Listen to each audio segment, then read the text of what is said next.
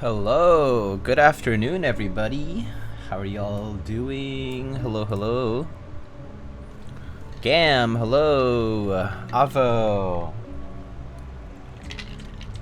Enrico, hello, hello. Lana, Mail, Aaron, Odian, hello. Mark C. How are y'all doing?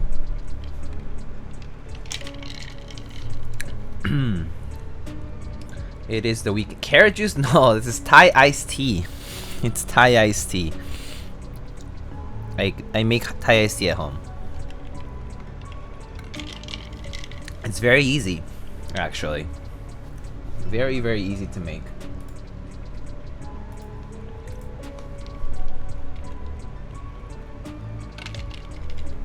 All good? Good to hear. Hope y'all have had a good week and are having a good weekend so far. Y'all have any plans for the weekend? It's been a hot few days, so I'm personally not very inclined to go out. But yeah. Deathmat, this is the KWK Deathmat. Shuangmu ran it as a collaboration. With cult worship caps. Yeah. Let me see if I can link you, but here I think he ran that Shuangmu. I think that's the right install link. Yeah. So he ran this a while back though. So maybe it's like 10 posts 10 posts deep into the profile. Good evening. Oh, afternoon. Yeah, good afternoon. It is a daytime stream today. Cleaning up my room. Oh god. Yeah, I have some cleanup to do as well. Admittedly. Yeah, so it goes though.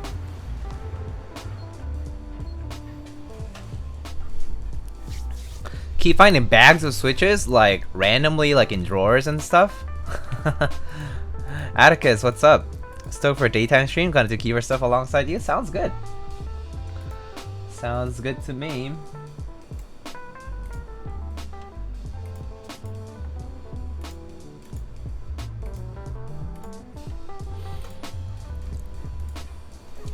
Alright, let's get started, shall we? Let's start by unpacking stuff. So I got this ginormous box from Mode. I think I'm gonna have to move this away. What are we building today? Well, we are building a Mode 65 by Mode Designs. Nathan built one of these. I think Cookie Curls built one of these. A few people have built the 65. Ugh.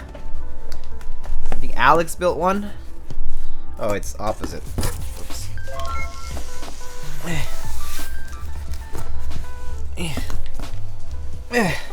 Okay. I opened it because there had a label on it. But yeah. So just foam. When I was checking the packages, the package contents, just to check that we have switches. We have stabs. This is just filler.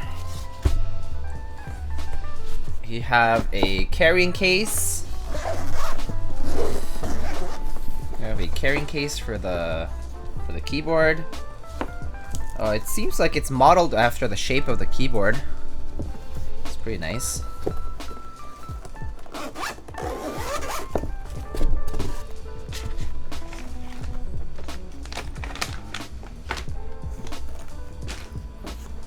And then we have, let's see.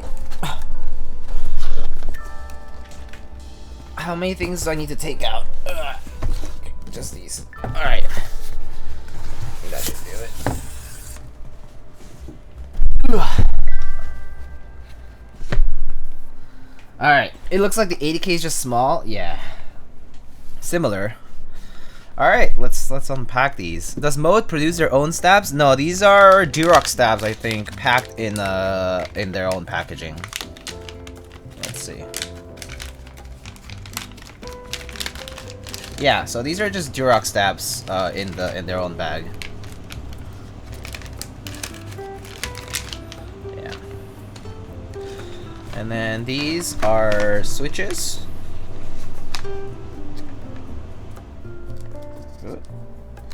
Oh my god, I'm like not very dexterous today. These are MX Blacks.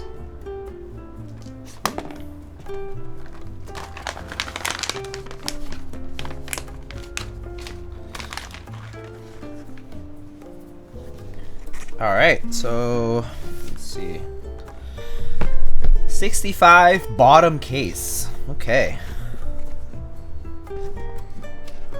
Are these Hyperglide black? Yeah, these are Hyperglide black, I think. Ooh.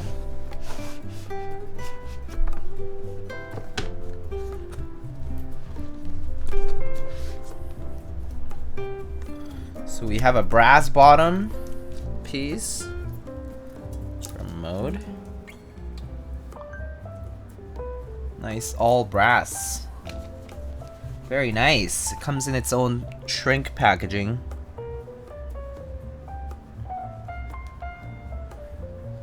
Oh, one sec. My phone is not on silent. Alright. So we have that. How's the heft? Oh, it's heavy.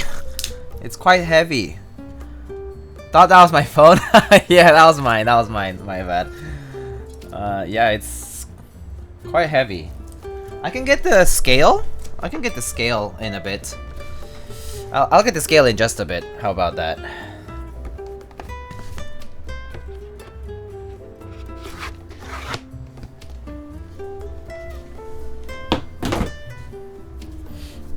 Solid brass base? Yeah, it looks like it's solid brass.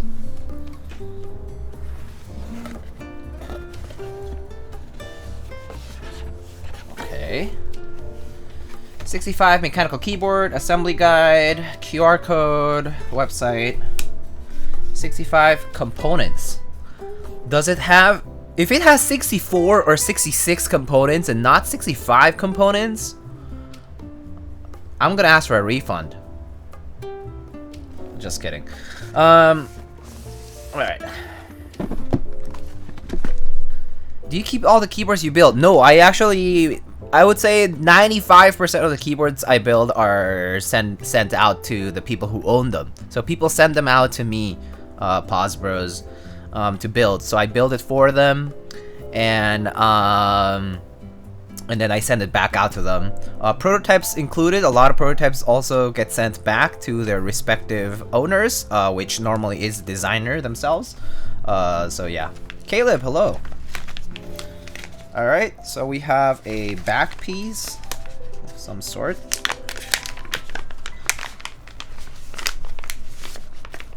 Looks like this is a brass back piece. Ooh. And indeed it is coated. It looks like it's clear coated. I can tell the texture is a little bit like a coated brass piece. Has the magnets. Very nice. Oh, F? Oh, what the? My bad. Oh, sorry about the internet issues. So just so you know, it is expected that we might have internet issues as usual, just because it's... I don't know I don't know what's wrong with my... Not the internet, but the ingest too. I don't know. It just... It doesn't leave me alone. And I don't know what's going on. I've been trying to address it with Twitch and with my internet service, and they have no idea. They're all like, you have a stable internet connection. It looks like the speeds are up, like, you know, you have more than what's needed and all that. And I still get disconnected pretty often. And I don't know why. Just don't know. They don't know, I don't know. You have static IP? Yeah, I should. Yeah, I'm on Ethernet and all that. Your cable line can smell fear. Maybe.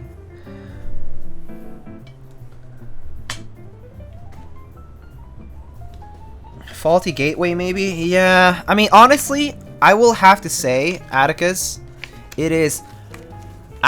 betting on the fact that I live in New York City, I'm gonna bet that it's bad infrastructure. Like, I would say it's probably like 80% chance that it's bad infrastructure from around here. Like, from being in the city, and like a lot of old buildings, very dense, a lot of traffic, and also just like poorly connected stuff and whatnot, stuff that's not checked. Ooh, we have another back piece. Looks like this is silver mirrored.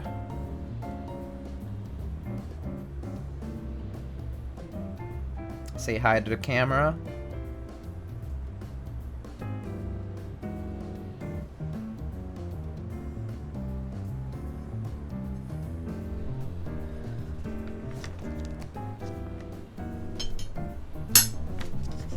Yeah, it's a silver back piece. Okay. We have another back piece. All the back pieces today. Maybe we might have 65 components. Nose to see you. Nice. We have a white one now. This is E-white, I think. E-white. I guess we'll have a lot of accents to play around with. 65 components. Is this a matrix build? Facts. No shielding. Oh, no shielding is probably right. I swear. Okay, so on the no shielding thing that you're just mentioning, Atticus, I'm pretty sure it's gotta be that. Because the other day, we had some thunderstorms in the area, and every time I heard a thunder, like every time I heard thunder outside, stream out. Like just like that. It's not even hitting close by. I can hear it like away. Yeah. I was like, what the heck? Maybe it was coincidental, but oh my goodness. So scuffed. But yeah, it's something I can't do much about. Here we have a brass that's been PVD coated in multicolor. So it's clearly brass. And you can see it kind of goes like green and bluish. Green, blue, sort of violet hue to it too. If you turn it this way, yeah, kind of multicolorish. Very cool. This is brass though, it looks like. Yeah, getting all the back pieces today. Okay, I think that's it for back pieces. Maybe? Okay, we'll see. And then we have fasteners, just screws. We have plate caps. These are the caps for one of their mounting systems that uses the that uses these guys. Looks like this is feet. Hardware, more hardware. Just screws. Daughter board. More feet. And then we have fire treated. No, it's PVD. PVD coating. This multicolor stuff is PVD coating normally. Yeah. And then we have the silicone base.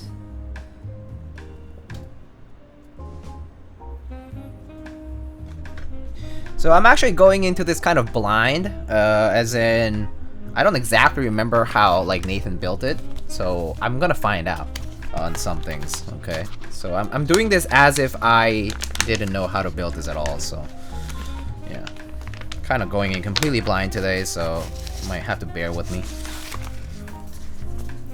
Ooh, half plates. Man, the packaging smells like. Packaging smells like packaging, like you know, like that smell of brand new packaging. It smells like that. Kind of funky. Ooh, look at this. Palm half plate.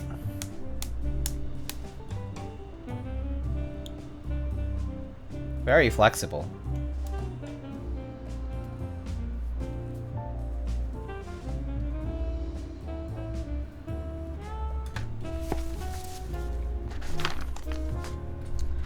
And then lastly, we have the PCB, it looks like.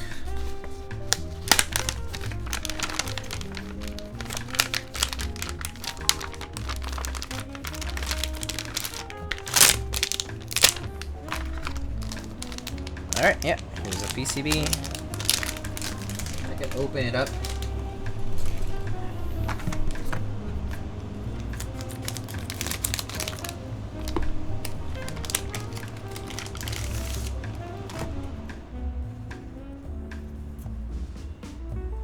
Okay, I'm assuming I have to cut these out, but here's the mode PCB. Interesting shape for it.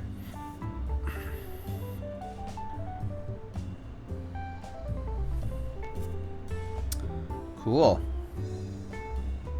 Designed by Mr. Gondo Lindrum. If you don't know who Gondo is, he's a Brazilian PCB designer in the community. He has a PhD in electrical engineering, actually. He's a very smart man. Very, very smart man. Very skilled. Beautiful. Beautiful PCB. Put all the packaging back for now.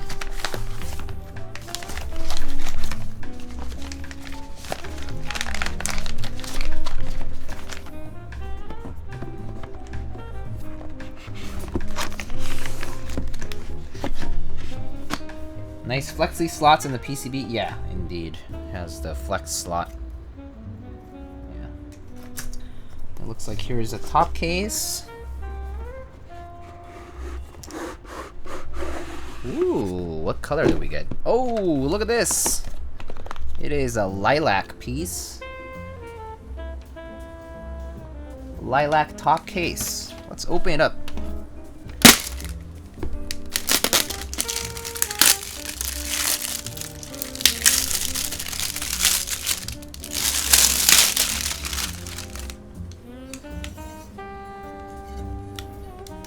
This is a very soft kind of lilac. I'm trying to show you guys in a different angle so it doesn't like hit the light directly. But yeah, it's a very soft lilac color. Very nice. Describe the feel? Soft. Feels soft. Feels smooth. Feels smooth. Feels quite smooth. Quite smooth.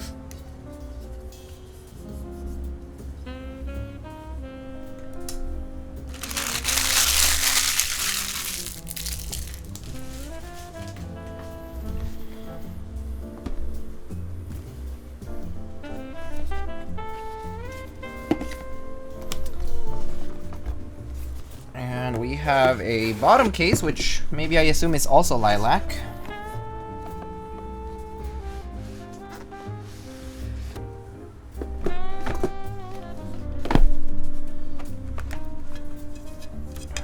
It is indeed a lilac bottom case.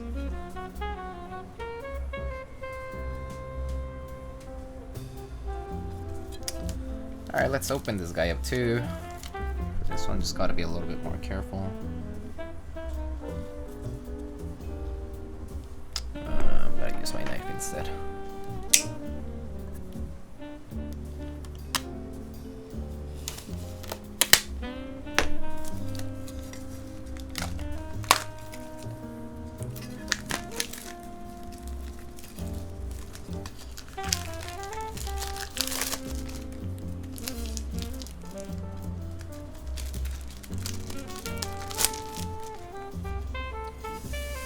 Mason, hello. There it is. Nice lilac bottom. So we get a lilac top, lilac bottom, and as well as a brass bottom today. Let's go together like that, I guess.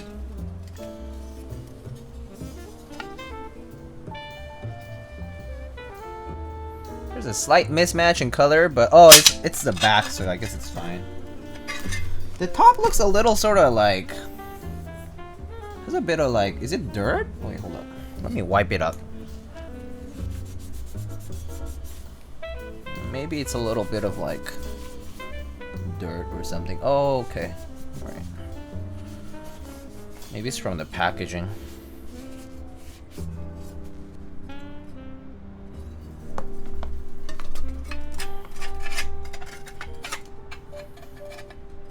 But yeah, here it is. And let's... I think that's it. So...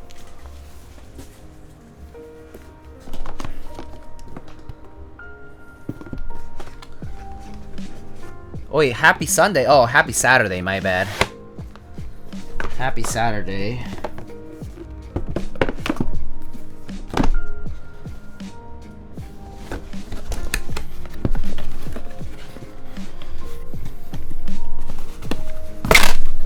Alright, so that's what we have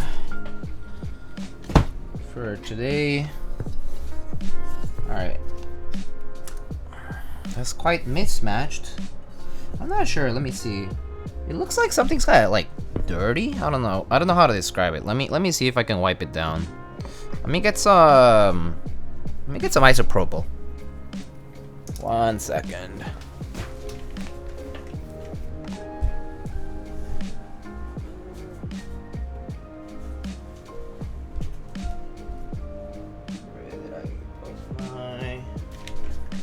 Isopropanol. Oh, on BRB.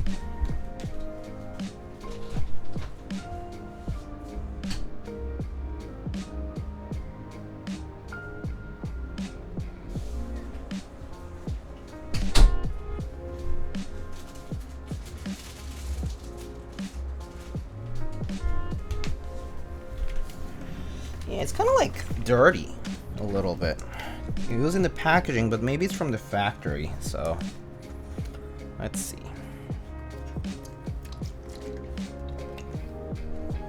Let's see how we do here.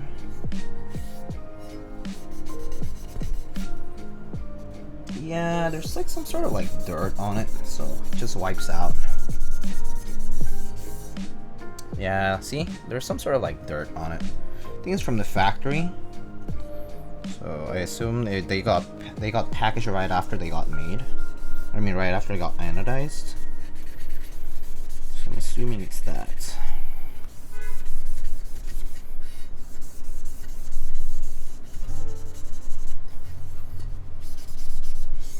It's just on the top side too, so yeah.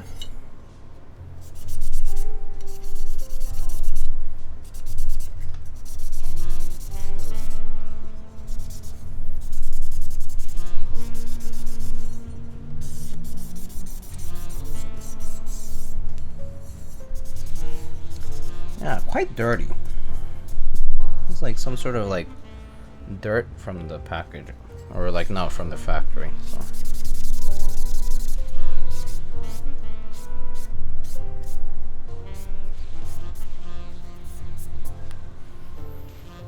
All right. To add a tip on top of isopropyl to anyone, erasers are amazing at removing stains. Yeah, so I heard like magic erasers are really good at that too. I like removing marks and such. I've heard that tip a lot of times before, like magic erasers or whatever. Yeah. I'm just doing one final wipe down because. But yeah, I use isopropyl for most things just because it also has a disinfecting property. But yeah, mostly just to make sure if it's something soluble, it'll just dissolve and get wiped up. Look at that, quite dirty, quite dirty. But other than that, it wiped away right. It wiped right off, so that's good. This doesn't seem to be on the bottom piece, so it's only on the top piece. Okay, so maybe it was just the top piece. All right, good. What makes magic erasers different from regular white erasers? Oh, I think it's just the way they like shed is slightly different. Yeah. So now let's look at the two pieces. So that's what the two pieces look like. Doesn't look bad, right? Let's look at it from, oh shoot, from the front is still a little bit dirty here.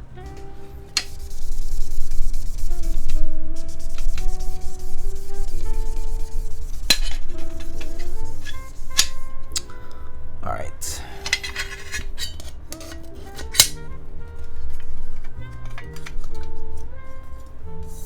That's the front side. That's the bottom. Oh, it's not perfectly slotted in, but you get the idea. There it is. It's not perfect. Actually, that yellowing is definitely from the dirt.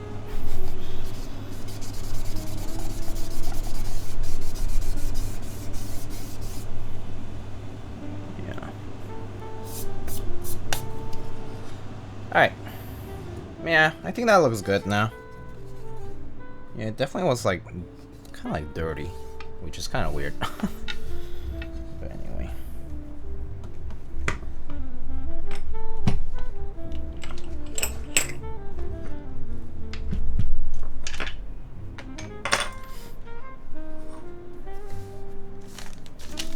Alright, so we have a lot of these parts. Plate, PCB, silicone, bottom. And then we have multicolor piece, white piece, brass piece, and silver mirrored back plate, back piece. And we also have a brass bottom. This one seems fine.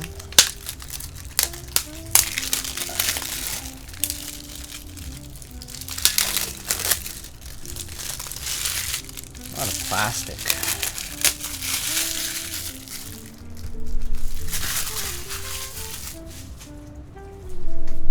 And here is the brass piece.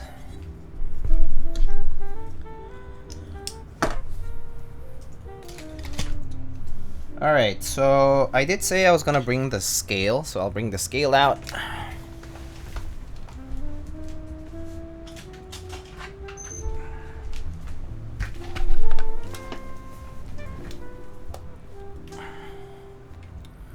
So let's weigh these parts for now.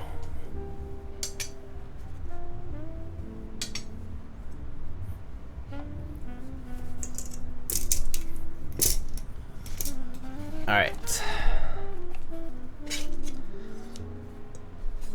So let's see the.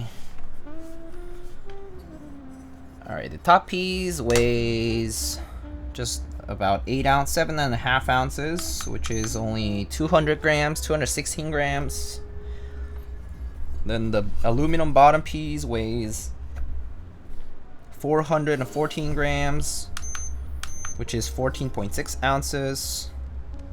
And so both together should weigh about 22 ounces, or 1 pound and 6 ounces.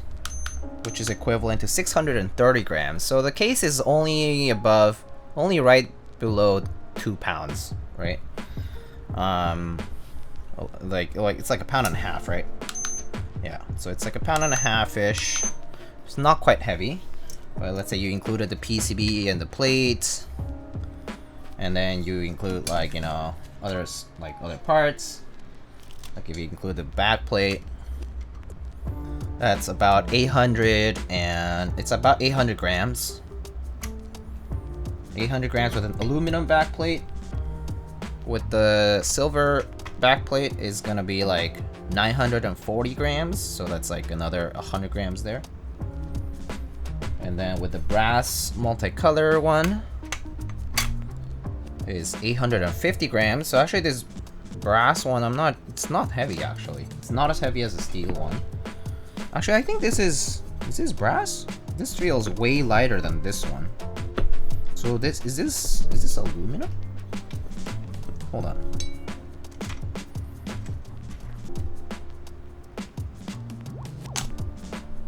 $92 grams. Oh, titanium. Oh, I see. So that's titanium. So 60 grams. 92 grams for the titanium. Brass is 180 grams, so about double that of the titanium. And then the steel, or yeah, I think the steel is about 180 grams. So the steel back piece and the brass back piece weigh pretty much the same. So they're pretty much the same weight. It's like about 180 grams for both. Whereas the titanium weighs about half, 96 grams, 96 grams. And then the aluminum piece weighs about a third, about 60 grams. Yeah, 55, 60 grams, yeah. There's also a copper option, I see. Oh, silver mirror is PVD brass. Oh, I see. Oh, so that makes sense why they weigh the same. Okay. And now the brass bottom piece is pretty chunker. 1.3 kilograms for just the brass bottom piece. So if you have the brass bottom piece, let's say you slap on the plate, you slap on the PCB, you slap on a plate on top, and then you add a top piece. And then let's say you put another brass piece on the back. It weighs 1.8 kilograms. 1.824 kilograms. So that's about 4 pounds. 4 pounds for this, for just the brass bottom and an aluminum top. And then let's say you replace this with this, then you're subtracting about 90 grams, right? Right? And then if you do the aluminum back piece, it's gonna be even lighter, right? 1.7 kilograms. So it's still quite heavy. The brass bottom itself is really most of the weight. As you can tell. I mean, plus switches, so it's about 2 kilograms, let's say. Let's say it's about 2 kilograms for everything. Because you also have the 60-some switches, stabilizers, feet, blah, blah, blah. Like, you know, screws, small things, but they're included too. But you could say that out of 2 kilograms, so this is about what? 13 over 20. So about 65% of the weight, 65 to 70% of the weight is on this brass bottom. Whereas like for an all aluminum case, right? You get it's like half, I think, half of the weight. Yeah, it's like half of the weight for the aluminum case is gonna be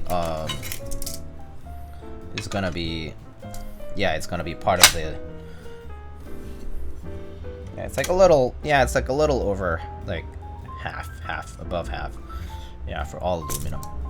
So yeah, it's as far as proportions, like yeah, if you do a brass bottom, it becomes substantially heavy, maybe like twice as heavy overall. So something to keep in mind if you're making choices.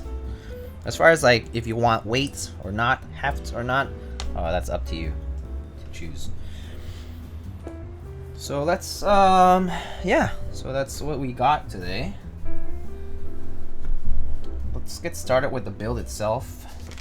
I have all these accessories now. I just divide up these guys, and we're gonna have to test the PCB first. Oh yeah, I forgot about the tool. Oh, I must have forgotten to take it out. My bad. Mode does ship with its own tool. I think it was in the components box. I must have missed it.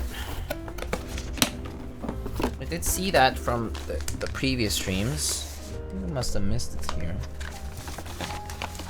Yeah, here it is. Oh, I missed it. I missed it by accident. Sorry about that. So Mode ships with their own tool screwdriver kit with its own bits. So Mode ships out these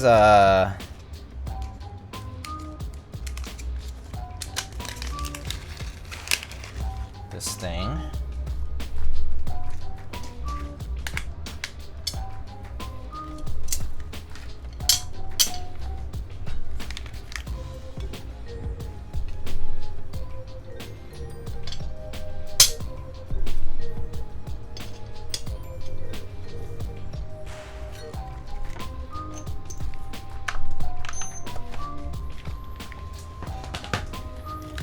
yeah, they ship out with this thing. So they ship out a mode labeled, branded screwdriver thing with a hex, so you can actually attach a hex bit. So yeah, they ship it with 2 different bits for all the screws that you might need, which is pretty nifty. So maybe I'll use this for the stream actually.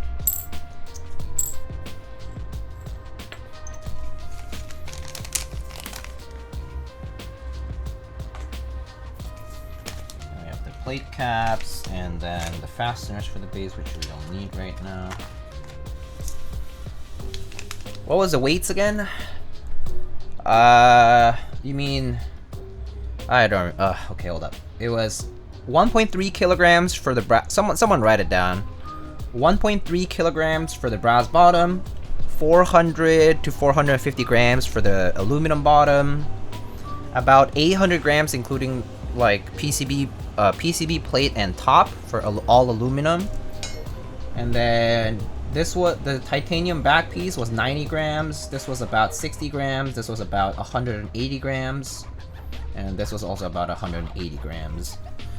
And then the rest, I don't remember. I think that's good enough. Or not bad. I think I did a decent job remembering. So, if you'll excuse me.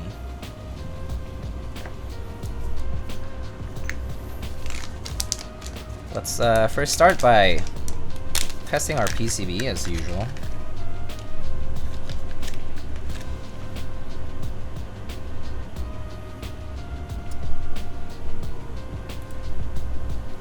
Alright, it uses this daughter board, unified C3 daughter board.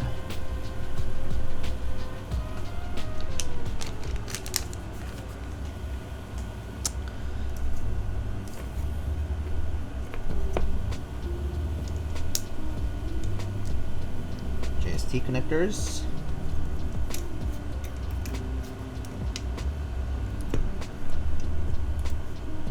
Is this a good starter plate?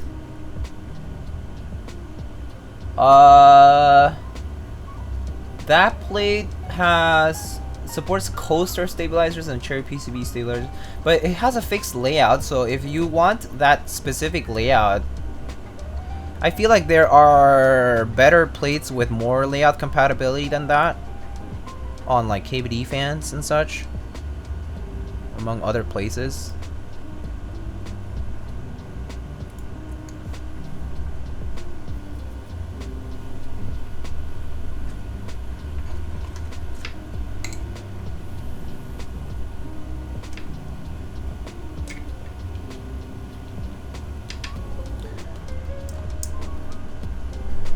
Hi Diego, happy Saturday. Hope you find some rest this weekend. Oh yeah, thank you so much, Mr. Kupo. I do plan to use that layout. If you like that layout and if you have a case that's compatible with it, so like I don't know what kind of keyboard you're using, but that plate is compatible with any case that has tray mount screws. I'm about to start joining Artisan Raffles for the first time. Please convince me otherwise. Run while you can, my friend. Run while you can.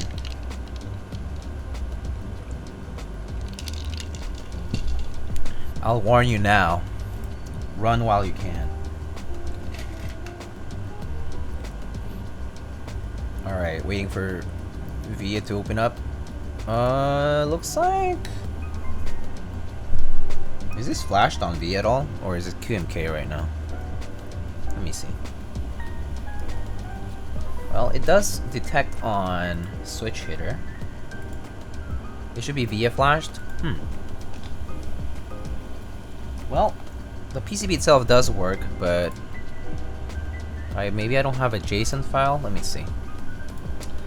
Let's see if the VIA website has firmware for it. Mode 80 only, no. So I guess I don't have a JSON file for it. Let me test.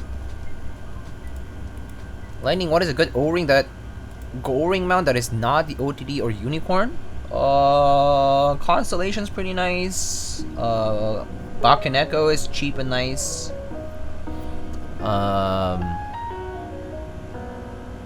Yeah. I think there's more coming out though. The Cake 60 just went out for group buy, although is it done yet? It's like currently on Keycaps for I think $400 and you can choose your custom Pantone, and it's made out of plexiglass. OTD is the goat though. Let's keep it real. It's okay actually. It's all right. It's not like blow your mind kind of thing actually. Yeah. TBH. I've used a mini and it's good, but it's not like the best. Or it's good. It's okay. Just want to say that you're now my favorite tech streamer. You actually look at your chat. I think a lot of other people do look at their chat as well. I'm just a tryhard, that's all. The Nox Ray 3 series is like a dual mount. Yeah, those use 2 O-rings, I believe. Let me see. Modedesigns.com/guides/SixtyFive, I think. Wait. Maybe they don't have it up yet, but let me see. Programming.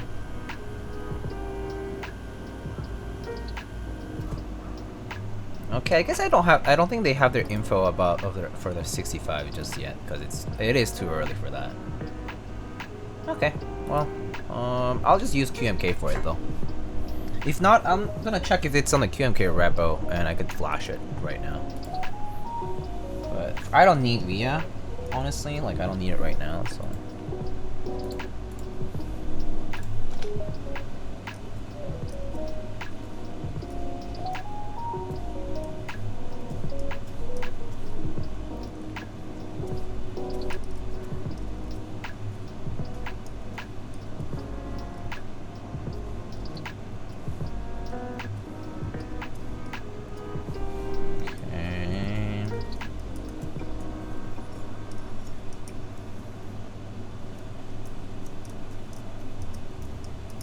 So the PCB does not support LEDs other than the caps lock position, it looks like. Something to note for those who are LED fans, like fans of having LEDs. This does not support LEDs other than the caps lock.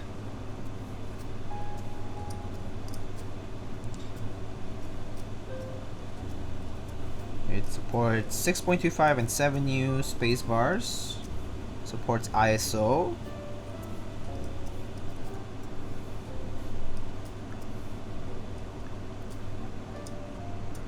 I'm assuming this is the. Oh no, there you go. Okay, cool. Everything's working. Let's check the QMK repo though, just in case.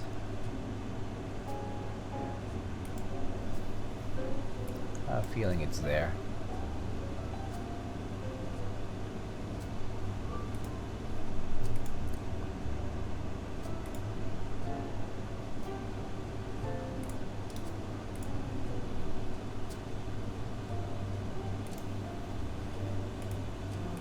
Alright.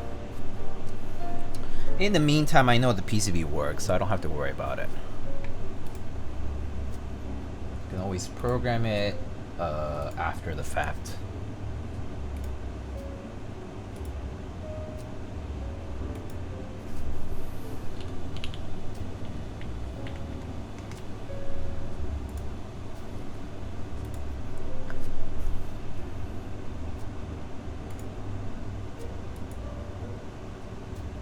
Oh, the chat F? Oh, chat F. That's why I didn't see.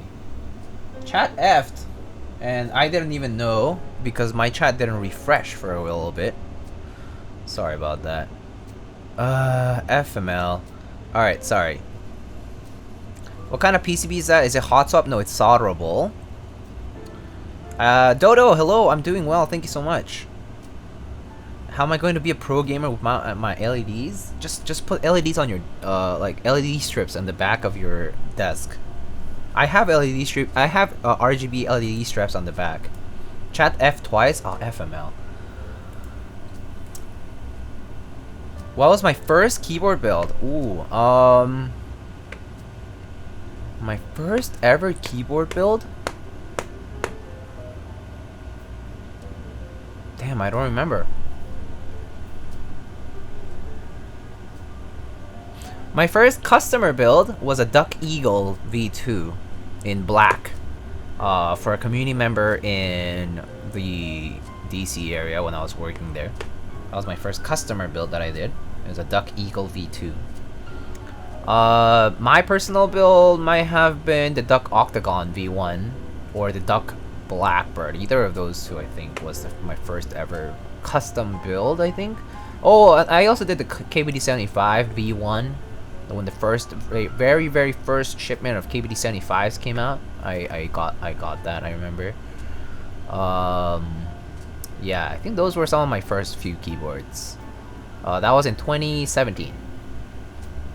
Do Toper count? Does Toper count? Toper counts, yeah, but Toper is more like modding rather than building, I think. Yeah.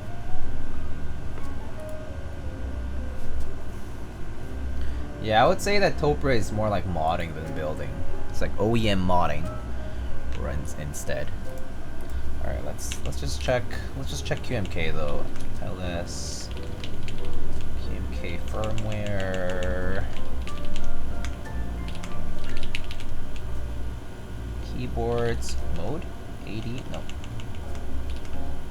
I guess it's not. I guess the 65 is not yet on the QMK official repo, so I guess I'll just work with this.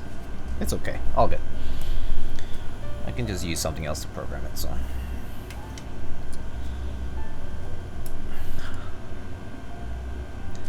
Yeah, it looks like the chat windows, the chat box is out, because that's what happens when the chat dies out.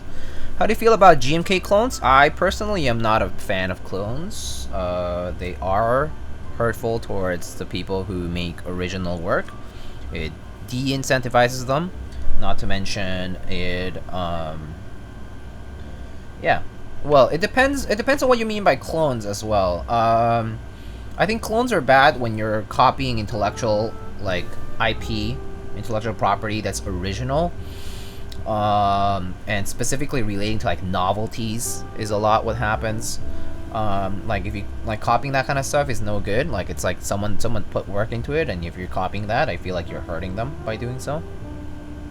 I mean, cherry profile is not like protected. People do cherry profile keycaps all the time. A lot of people have. But yeah, I think one-to-one copies are the ones that are particularly hurtful towards people who do original work. As well as the vendors who, well, you know, handle these.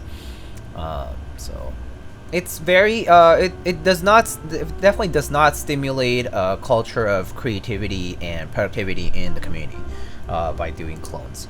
Yeah. Clones is like, having clones is like taking a shortcut. So, yeah. That's why it can be very, it can be very harmful.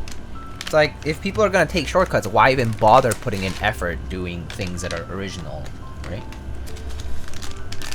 It stagnates even for those sellers? Yeah. Alright, let me double check on the layout here.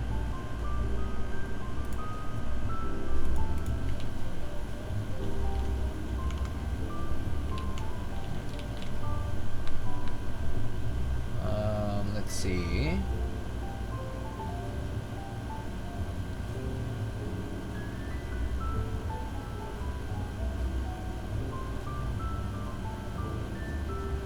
I suppose they're...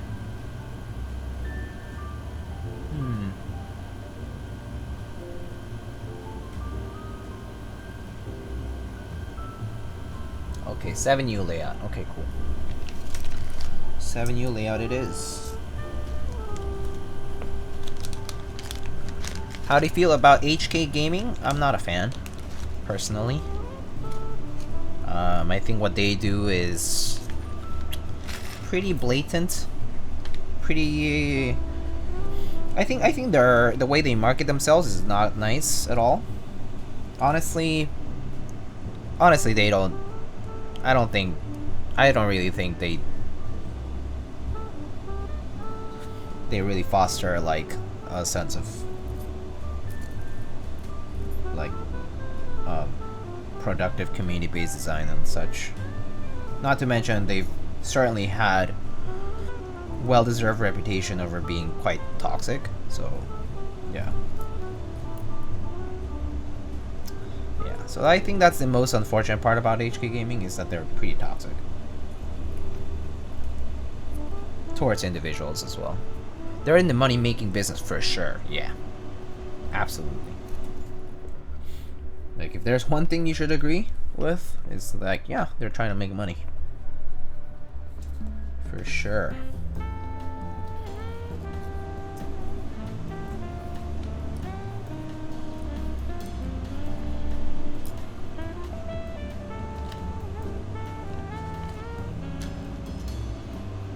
Do you have a busy upcoming week, Diego? Kind of, yeah. I'm watching a movie tomorrow. Since it's still part of the weekend. So that's what I'm going to be doing tomorrow. I'm here for the sex appeal. What's up, Jordan? How you doing, buddy?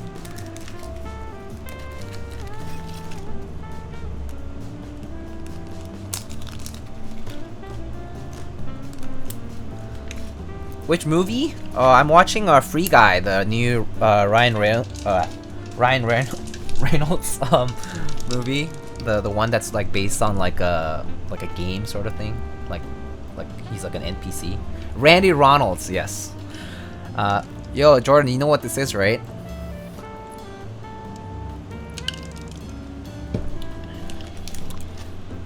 Ryan Reynolds.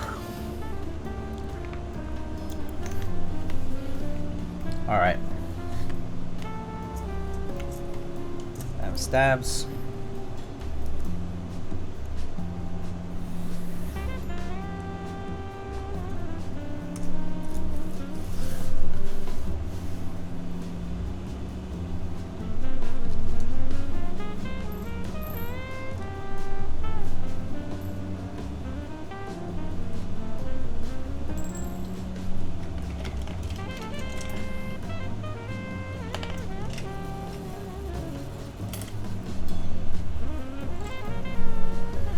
Get some of that 205.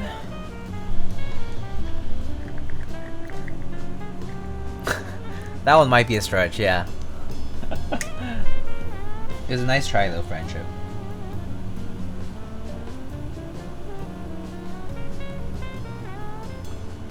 Have you watched the new Suicide Squad? I haven't, actually.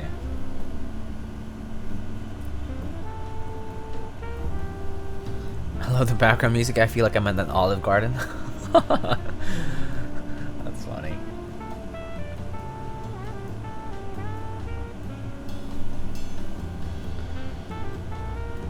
Is it actually decent? The new Suicide Squad? I've heard it's okay. I haven't watched it, so I can't tell you. I've just heard from people I know. Whoa, so early! Indeed. Good morning, Peaches. How are you? Well... Yeah, good morning to you, yeah.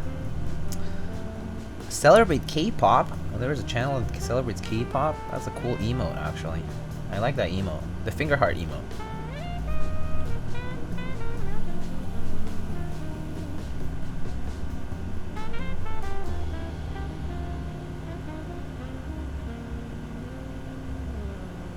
Olive Garden's so fancy shit. The last time I ate there with my wife, there was this little girl sitting one table over from us, and she kept farting loud and stinking out the place to the point where I couldn't even taste my pasta. That's fancy though? How can you relate the word fancy with someone farting up the place and you being unable to taste your pasta? If that's what you call fancy, damn, I want to know what the other side of the spectrum is. Did she have her pinky raised? I like some kiwis with a little drizzle of 2-5 grade 0. Sounds like a nice option. Kiwis, yeah, people like kiwis. there's a lot of Switch options though these days. I feel like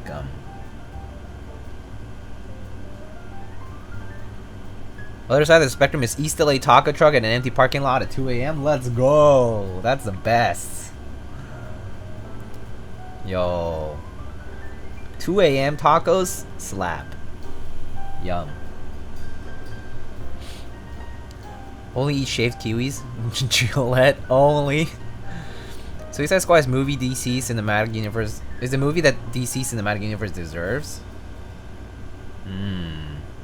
Yeah. Can't say DC has had a good rep, huh? Unfortunately.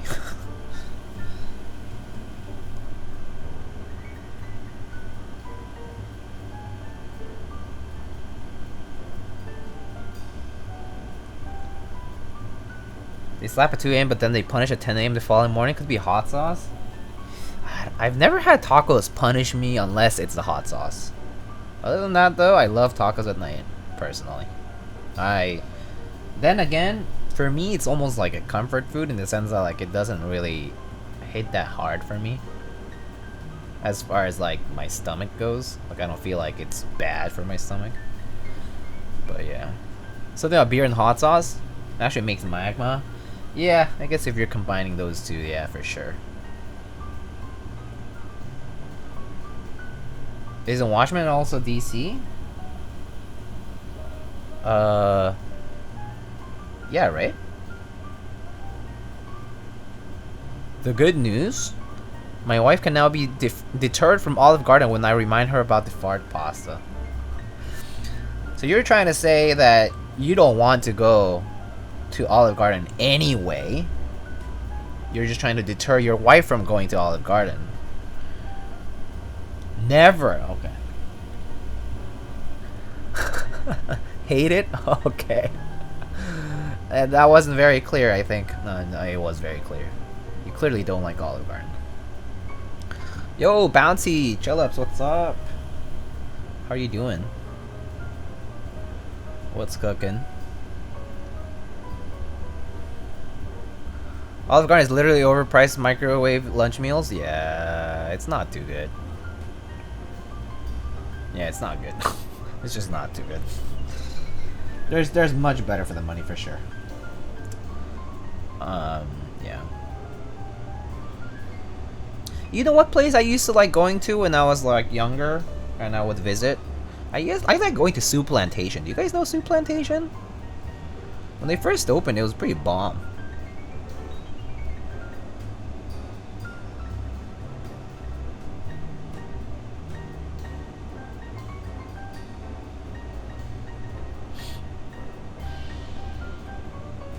Olive Garden is overrated? Oh, it for sure is. -1 potential sponsorship. Typing on your bill right now. Oh, nice. Number 2, huh? What am I doing with my life? Waking up at 8 a.m. on a Sunday? Maybe you're just too used to waking up early, Peaches. I think that's what it is, right? I mean, nothing wrong with waking up early if you're not tired. You know what I mean? Like, I feel like I would be perfectly happy waking up early on a Sunday if I were not tired from, like, when I wake up.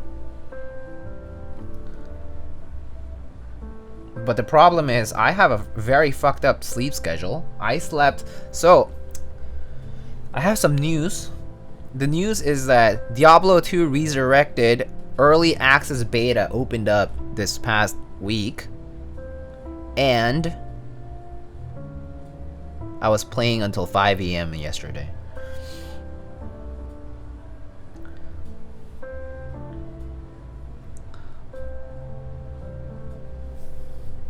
So yeah. Stop giving Blizzard money for being mediocre. Stop. Dude. I have rose-colored glasses, okay? Nostalgia hits hard for me, okay?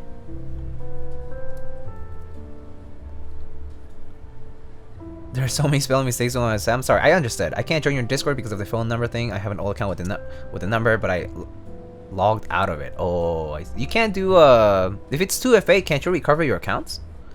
Would it be woke to pirate it? I don't think you can pirate D2 Resurrected right now. Like, there's just no way.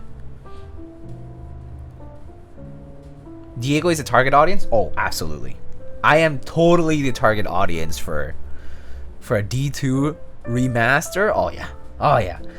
I spent I don't even know how many hours I spent. When I was done playing on Battle.net, back when I used to play Diablo 2, I had like 6 characters at like level 95 and like all geared out. Like a Hammerdin geared out, Tornado Druid geared out, Blizzard Sword geared out, Fall Pally geared out, I met like a Magic Find build, of course. Yeah. Just had high runes on stacks. Mules full of high runes and socks. Stones of Jordan.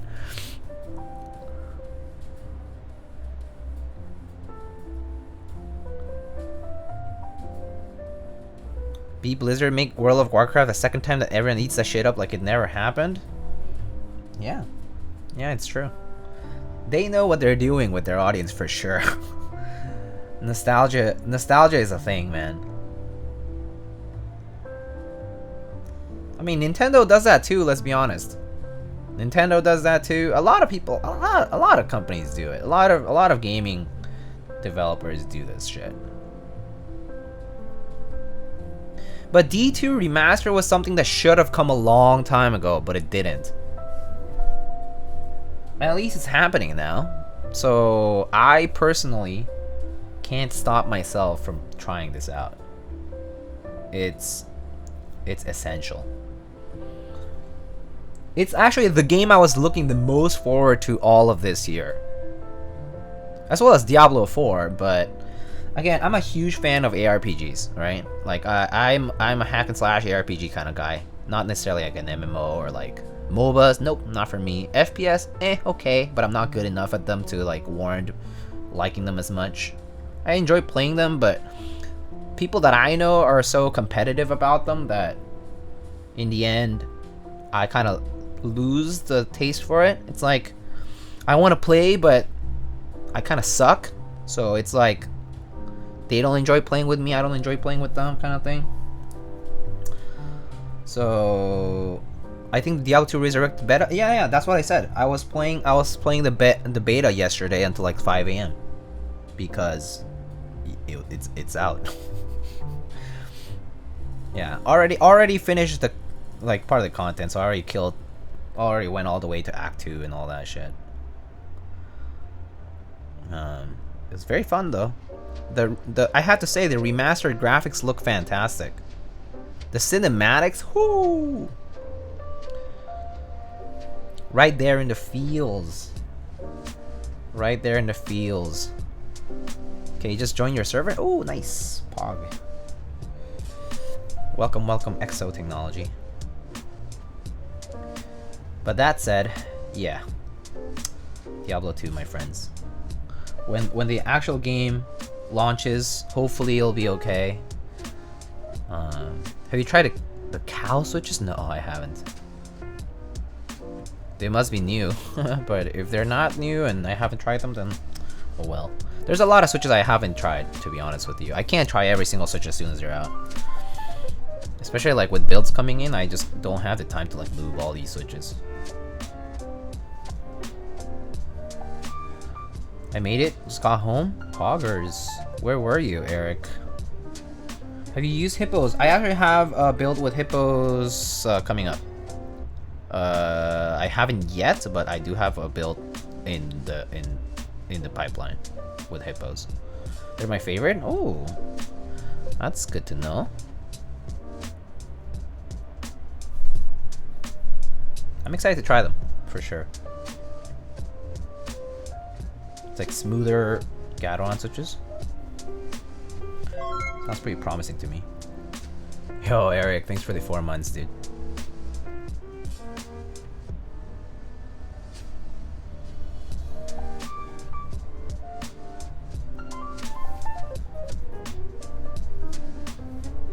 Wildcat used cow switches on the Yeti video. Sounds like a long pole linear. I see.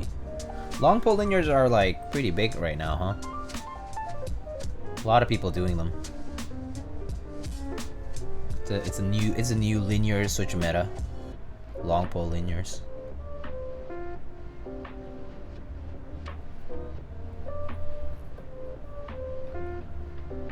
Went to Queens to get lunch with friends. Oh, nice. And bowling? Yo, I love bowling. Bowling is so much fun. I actually don't suck at bowling that much. I can probably, like, if I were to practice again, I could definitely hit like 150 and above. How much longer will the stream be? Probably another hour and a half. I'll give or take. You have your own balls now. I don't have my own bowling balls or shoes. Sounded wrong? Yeah, I know. What do you think about mechanically broken in switches by machine, Diego? I think it's feasible.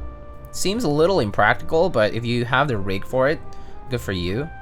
I know that Mr. Keebs did that thing with the spinning thing for breaking in switches. Have you used T1s? I've used a lot of T1s, yes. T1s, tactile switches, yeah, I've used them. They're good, lubed. So a lot of people like them. But yeah, I had this like kind of like big group commission sort of thing where I had to use a lot of T1s. I'm not good with bowling. Can throw in a straight line. I actually I also throw in a straight line. I actually don't do like hooks and stuff. I can't do all this spinning thingies, but I still hit the pins. That's all that matters, right? If you can hit the pins and, you know, topple them over, that's all that matters. So as long as you can get the spare at least, it's good. Did you get this Hana 60? I did not, no. What switches will you be using this board? Cherry Mix Blacks, as it says there.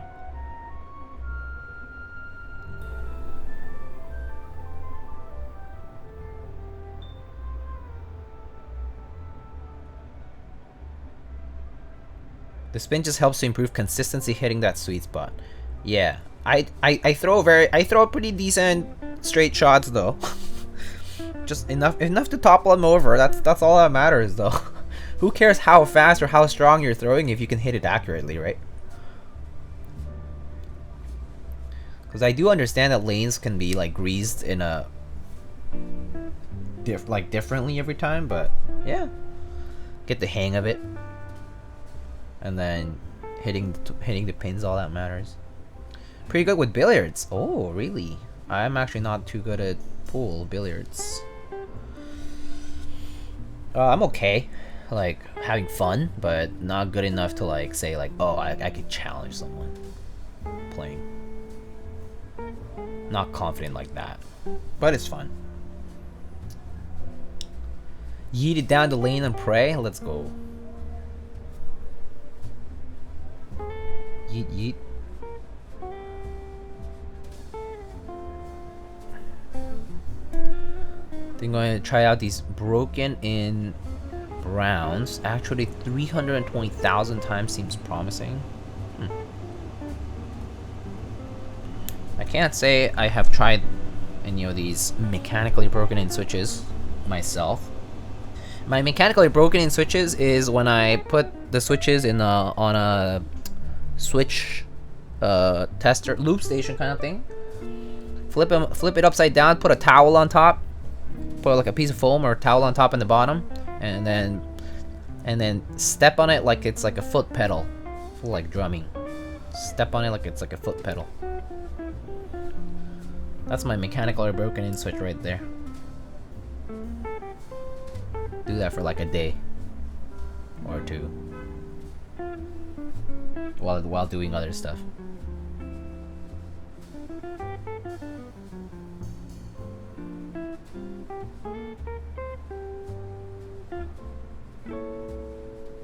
Works for like kale creams. not that I love those switches, but it works.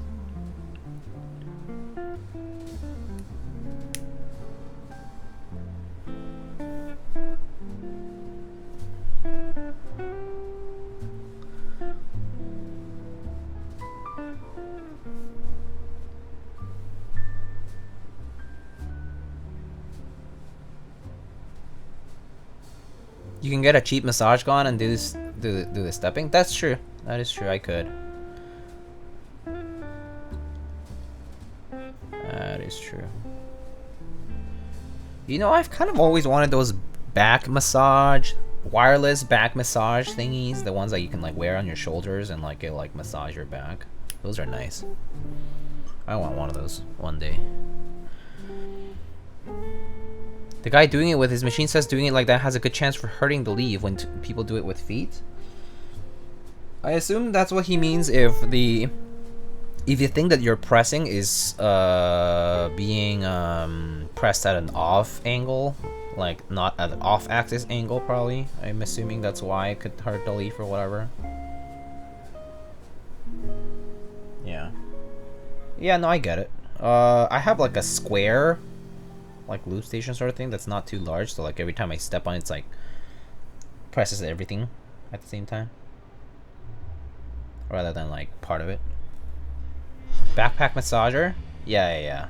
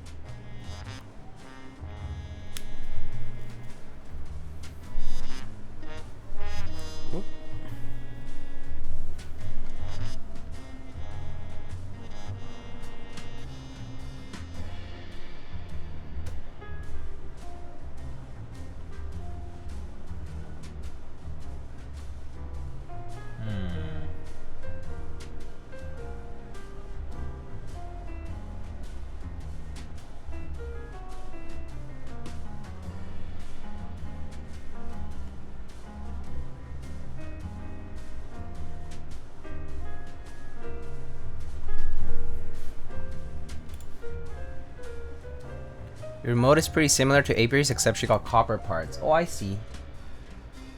I guess we have similar taste then. Maybe I should have asked for a different color. What's your favorite Switch? I like cherry mix blacks. I like linears in general. Exclamation switches is actually a command that you can use, and you can find a lot of my favorite switches.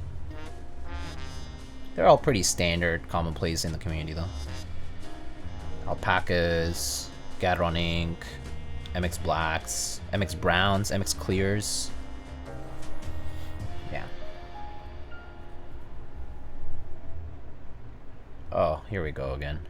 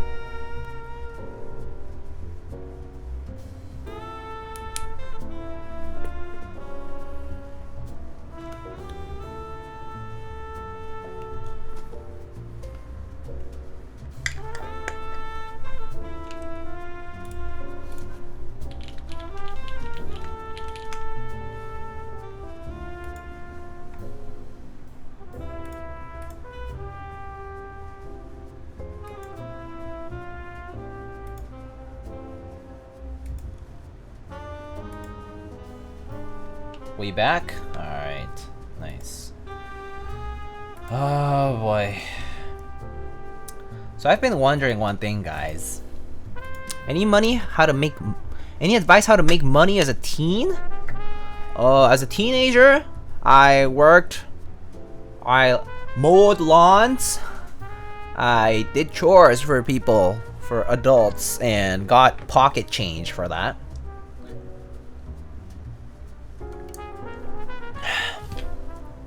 Yeah. Honestly, I can't advise you to do anything specific because that's what I did. Hi Lightning, I'm new to keyboards. What is the best artisan for gaming, of course? Best artisan? I guess people tend to like things that are blank shaped. So just get something that's like a keycap shape. Wait a sec, does this just snap off easily or nah? Kinda sus. Oh, it does, okay.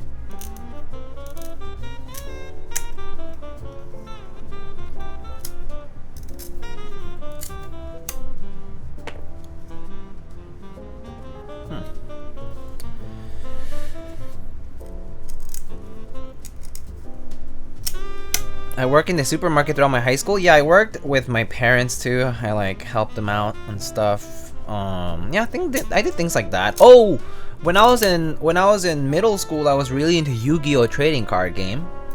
I used to play competitively without my parents knowing, and I would do a lot of buy sell trade there. So that was fun while it lasted. Yeah, every time I played, I was like, Yu-Gi-Oh! It's time to duel! Just like that. Just kidding.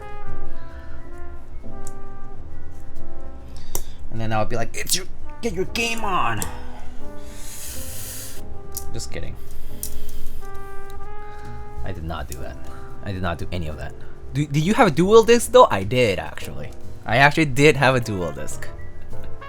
I actually did. I bought it. I was really ecstatic about it. I hated how clunky it was, but it was still exciting to have it. What switches? We're doing MX Blacks today. Lubed MX Blacks.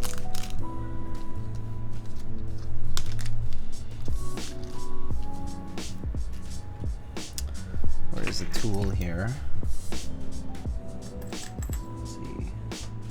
A rather small plus-sized thing, but let's see if it works. Never heard them before? No way you haven't heard of Cherry MX Blacks. Really? Wow. I guess some people just don't know Cherry these days anymore because other switches are much more popular now. That's fair. Kids these days just fight each other in their virtual Pokemon. Traded the heart of the cards for the heart of the keys. Yeah, something like that. I have a Gator on Milky Yellows in the GK61X. Nice. So that's a nice switch. Alright, the keywords do be hitting the bank account a little harder though. That's for sure. That's copium for sure. Hello, Store Snus.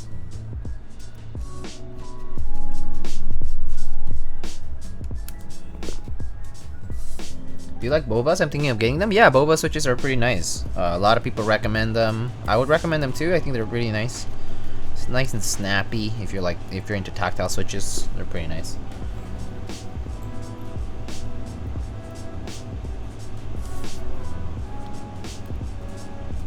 If you're into like very like snappy and like a very nice, like a clear bump on them.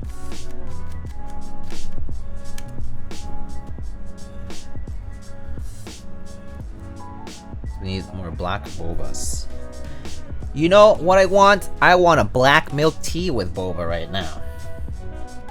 Large. 30% sweet. Half ice.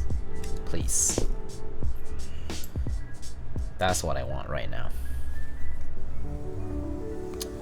Too bad it's not too close to me, so. And it's kind of hot out. Actually, it's a little better today, but still. Sounds like Kung Fu tea. Yeah.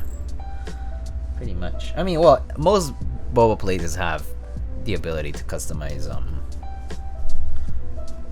sweetness and ice. So yeah, but yeah, pretty much I usually do like half sweet, half less ice. You know, whatever the option is to make it less sweet and less diluted. Uber Eats, oh, peaches. Uber Eats is so expensive. Uber Eats is like the boba might be $5, the fees are like $15. Delivery charge $5 plus service charge $3 plus tax $2 plus this. Yeah, and it's like $20. Just like that. It's dog shit, to be honest. Uber Eats, Postmates, like all these delivery services, they charge so much. So much. And for that reason, for all these service charges and whatnot, obviously the actual vendors, as in like the actual restaurants, don't get any shit from that, right? Like the commission, like, because they also have commission fees to pay, right, through the service. So they get less money, and in the end, they have to raise their prices like artificially, like manually on their menus when you order delivery. So it's even more expensive than you think. It's complete dog shit. It's the worst thing for these people. Like for everybody. Everyone loses except for the company that makes the app, I guess. To be fair, I only use Uber Eats when I get a free delivery. Okay, that's true. I also only use Uber Eats and similar when I have like coupons and stuff. That is also true. I do the same. So I get it.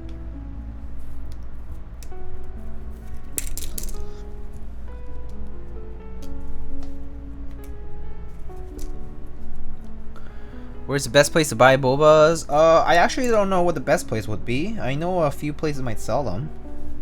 Just look it up on Google, I think. They should pop up right away. I mean, any of those stores should work. As long as they're able to ship to you. The whole tip system is trash too? Yeah. Yep, do agree with that.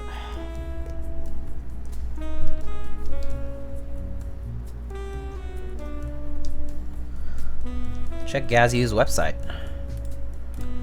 I live near a Fat Lane like 2 minutes away, can't justify it for it. I only do Uber Eats when I'm inebriated. Okay, that's another good one. Yeah, true.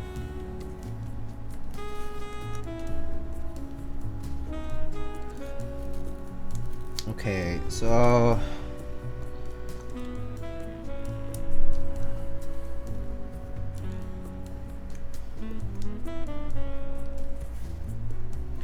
did the other streamers also get half plates like this? I actually don't know.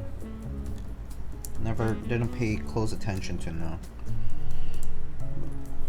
But if they did, that would be good to know.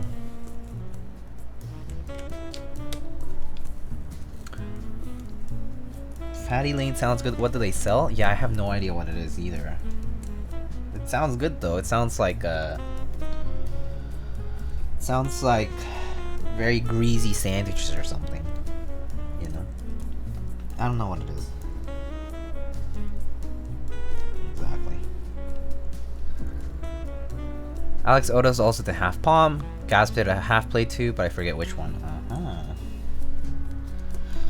This half plate's the move these days. Pretty dank.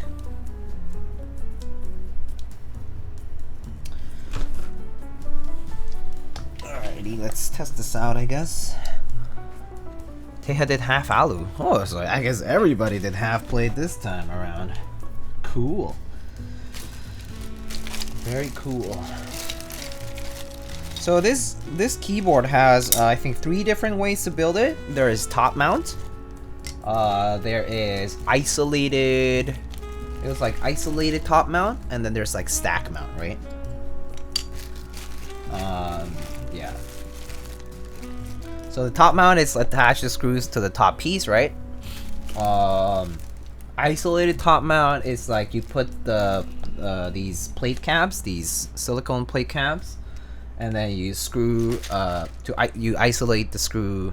You isolate the plate from the case, from the top case. And then finally, stack mount. There's the silicone base, right? And it supports the PCB against the top. Yeah. You tried frog TKL yet? I haven't actually, unfortunately. Unfortunately, I have not tried frog TKL. No one has sent me a frog TKL and I haven't bought one, so I haven't tried frog. Yeah.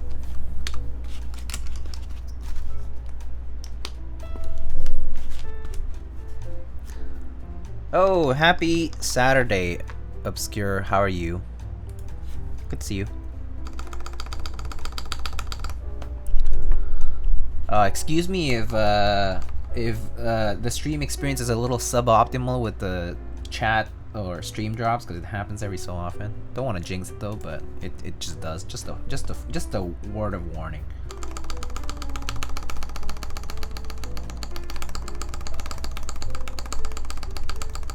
Eight Pebble, what's up?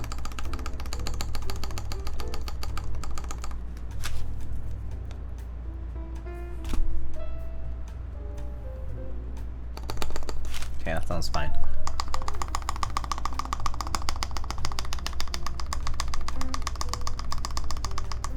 No forgiveness, only punishment. Punish me, senpai.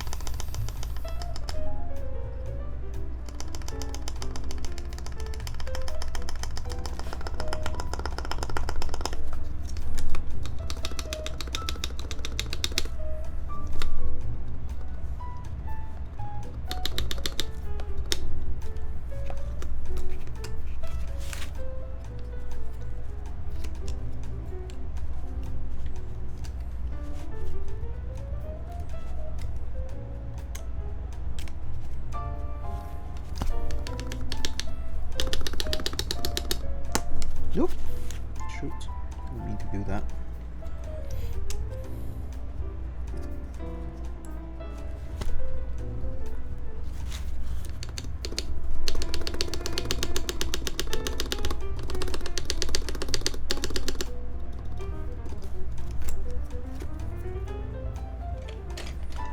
I simply hate tuning stabs.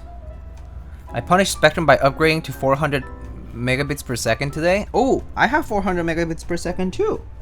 Except I probably pay a dirty amount more than you, probably for the same service. I actually don't know how much do you pay for your 400 megabytes for 400 megabits per second service, Alvo. I'm kind of curious.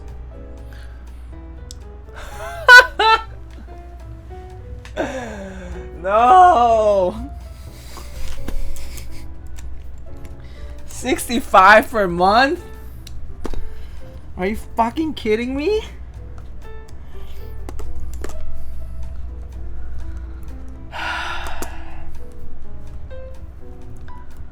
I pay like 110.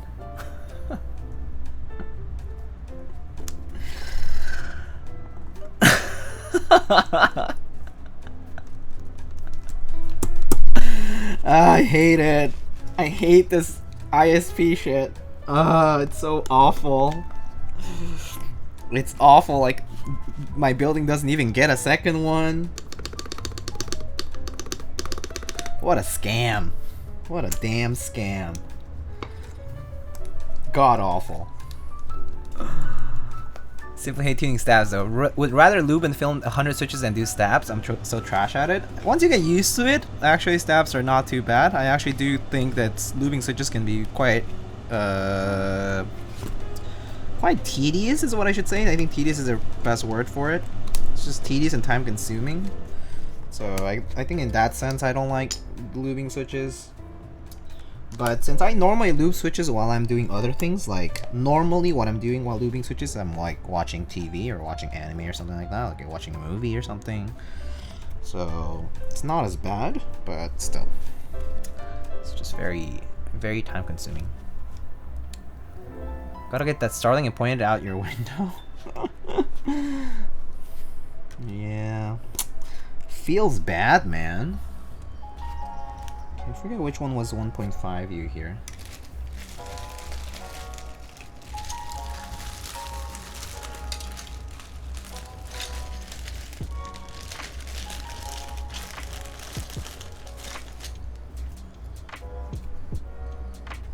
It should be this one, but let's double check.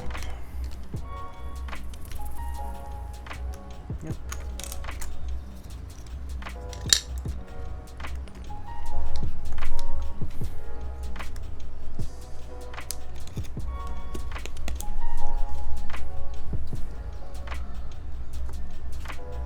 Once again, baited by the Novelties restock page? Baited how so? Oh, do you see that there was like a GMK set or something and you clicked on it but there was no kit available? Happens to me every so often, actually.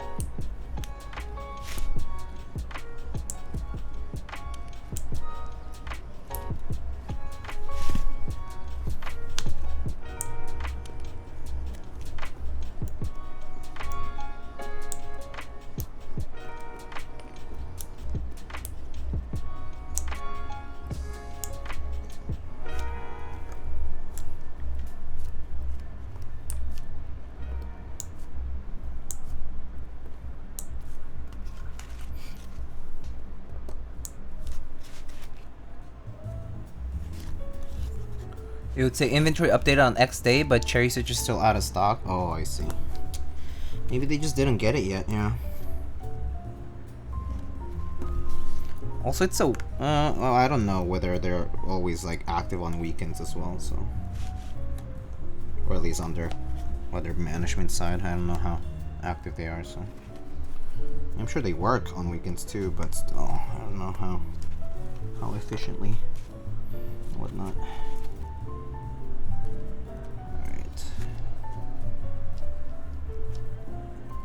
Gotta make sure all the switches are properly clipped onto the plate and perfectly straight relative to the PCB. That's something to always watch out for when using plastic plates like this, especially with cutouts like these. Can be a little, can kind of sag a little, so just always make sure. Still make sure the alignment's fine. Looks good though, I think. Everything here looks good so far.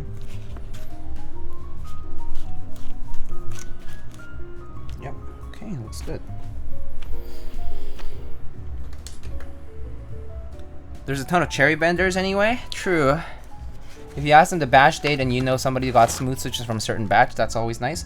So I recently got some Hyperglide MX Blacks from Prevail Keyco, I think. Prevail? I think that's right. They were okay.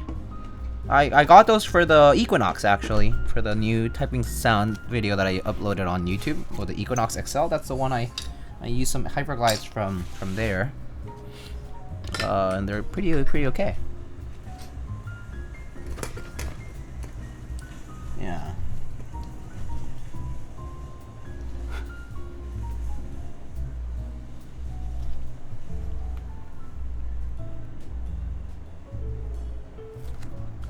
Any reason half play is more common than plateless? Oh, yes, there is a reason. It is very easy to explain. It's because when you have no plate, you need something to support the PCB in the case, right? It's like the PCB is not flatly sitting at the bottom of the case, right? It's actually sitting somewhere in between, right? The plate is what normally holds it up when you have like a top mount, right? Or gasket mount or whatever, right? So the PCB needs to be supported somehow if you're gonna do plateless. Yeah. So plateless implementations require specific solutions for them. In the case of a tray mount case, you don't like the solution's already there, built in, because the PCB sits on the tray standoffs, so it's not a problem. But yeah, in most cases, no pun intended, you'll have to have a way to elevate that PCB to where it should sit if you want to do a fully plateless build. Yeah. For my next magic trick, I'm going to build my 65 plateless. You can build your 65 plateless. It'll just be that your PCB's sitting completely flat. I mean, you could probably do plateless if you did couldn't you do plateless if you just did stack mount actually? Oh no, never mind. Oh no, because there wouldn't be anything to like hit against the case. So no, you can't. Yeah, you would need something to basically support things from either the top side or the bottom side. Yeah, that's what you would need for any kind of plateless design. Normally, plateless implementations, the way they're done is either the case supports it from the bottom, like let's say like standoffs, like plastic standoffs or something like that from the bottom. Happens a lot in like OEM cases where the PCB is just sitting on top of like these plastic supports. And then the other way it's done is you can use like clips that sort of like use friction or just like are against the wall of the case, of the inside of the case, and basically allow the PCB to, I mean, they clip onto the PCB and they just sit. It makes it sit like at a certain height. So for example, one such solution was that like simp kit or whatever, the one that Sony, the head moderator of Mech Keys designed. It was like a 3D printed way of doing these clips for plateless solutions, where you can just measure the distance from the PCB to the edge of the cases, to the edges of the case, and you can make 3D printed parts. These little 3D printed clips that can just sit against the case and support the PCB up. So that's one way of doing it. And then yeah, there's the other solution where the PCB itself is made so that it can attach to the case in some form by itself, such as the 7V or the Juby, or even the Jur, for example, the Jur 8. You've seen the Jur A06, the Jur 80. Is another one which replicates the way, which basically does like PCB only mount, which has basically screw holes to mount the actual PCB onto the top case or onto the bottom case, whichever is appropriate. But yeah, Equinox and Equinox XL, it is designed for plateless indeed. The PCB itself has these little tabs that sit on top of these openings on the bottom case that have gaskets on top of them to further soften the blow of the, I mean, actually just to actually hold the PCB too. So yeah, but yeah, that's another way. That's basically the principle behind plateless. And obscure, got it. They look fine though, the switches, if that's what you mean. Yeah. I always check anyway, so it's usually not a problem.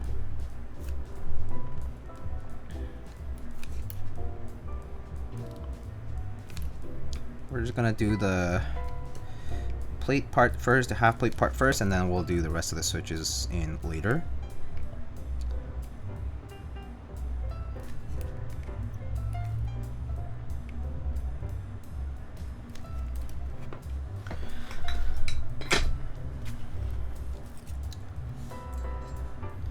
Yo, Gondo, what's up, buddy? Hello. My favorite coffee friend. Just kidding, but I mean, I've been really enjoying my the coffee beans you sent. So good, so good. Please say thank you again to the people who roasted them and all that. Or actually, did you roast it? Yeah, but they're nice. Yeah. Yeah, thanks for that. They're delicious. Delicious pour overs. Took my time fermenting them. Hell yeah. Dude, they're bomb. Another batch of red honey was roasted today? Let's go.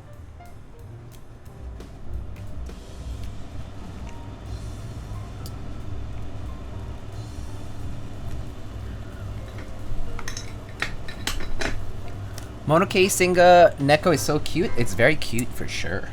A little impractical as far as the layout goes, but it's good. Also, Dennis, hello. How you doing, my friend?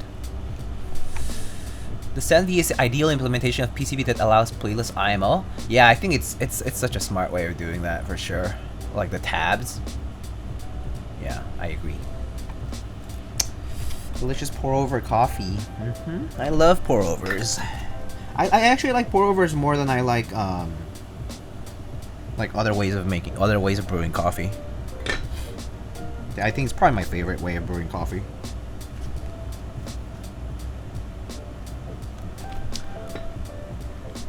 Espresso-based drinks are good too, but I think to make it yourself is too much work, so I always just get it from somewhere else.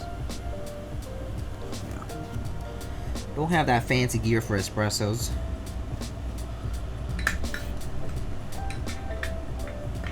I mean, I know it can be less pricey, but still, it's just work.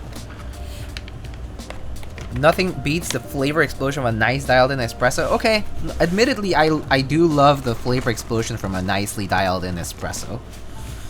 There's no indubitably delicious. Yeah,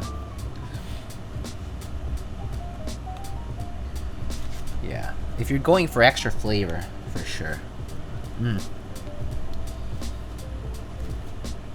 How many personal boards do you own if you don't mind? A few dozen, probably. I don't have an exact count.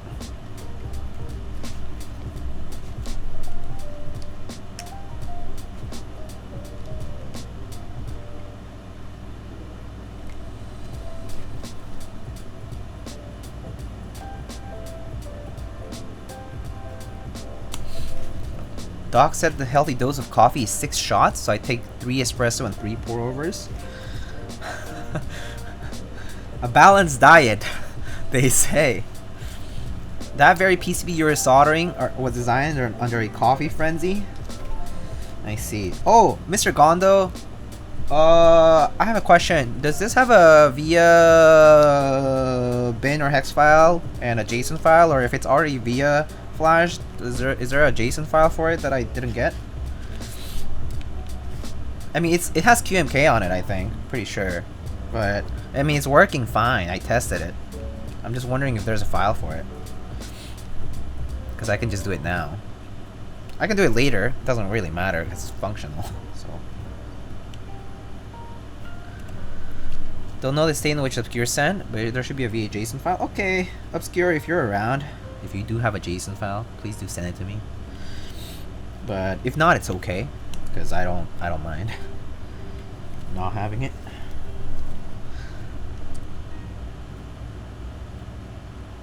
Yeah, I think I just don't have the JSON file, so just send that over and I'll put it up. Yeah, thank you guys.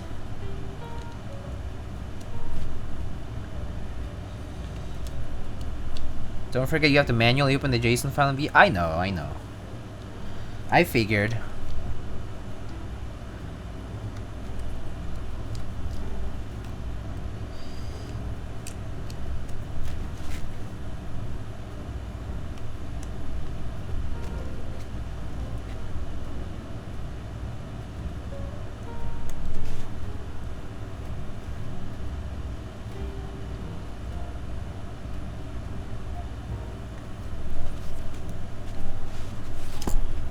Just enough switches for this build, which is fantastic.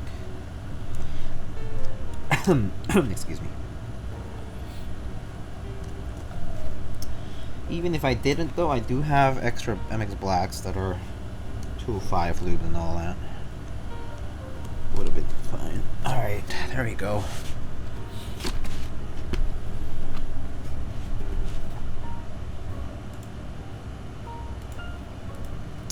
Switches are staying on the PCB today.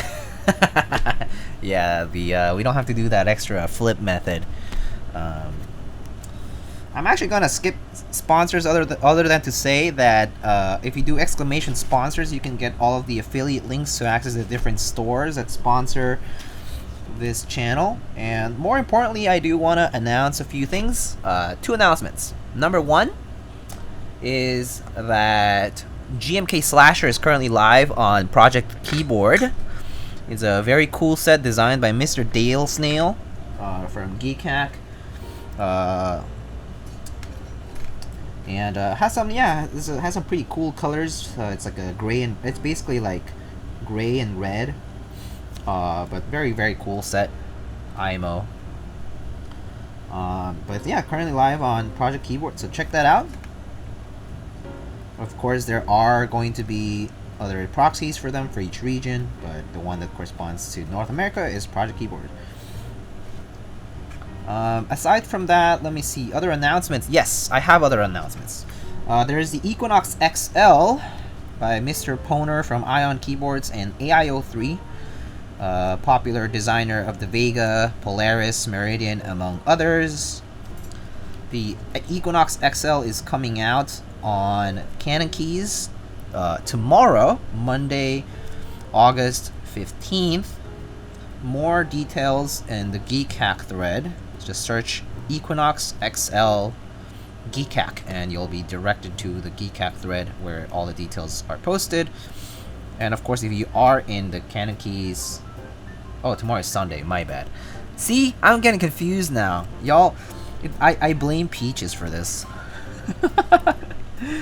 Just kidding. But yes, tomorrow Sunday, August 15, I believe, is going to be when the Equinox XL will happen. There is already a preview site on Canon Keys that you can access and check out the details for it. But yeah. If you don't know, there are a few typing tests that I did for the Equinox XL, as well as photos. I believe photos on my website. And there's a build stream VOD as well from the prototype on YouTube. You can blame her. I allow it. Oh, I'm sure you do. I'm sure you do. How you doing, Epsi? Hope you're doing well, my friend. Yeah, so I think those are the main announcements that I have as far as products are concerned. And of course, other things I do tend to announce on the sponsor pings channel, on the sponsor news channel rather, and I sometimes ping for them on my Discord server, so feel free to join the Discord if you want notifications and more news about new products that come out through the different sponsors of the channel. And of course, there will be associated affiliate links for all those. Of course, thanks to Mode Designs for sending the 65 unit today with multiple different accessories. You can check out modedesigns.com/lightning keyboards, I believe, or just do exclamation mode 65 to check the link to access the store where they are selling the Mode 65 on pre-order. They start at $299.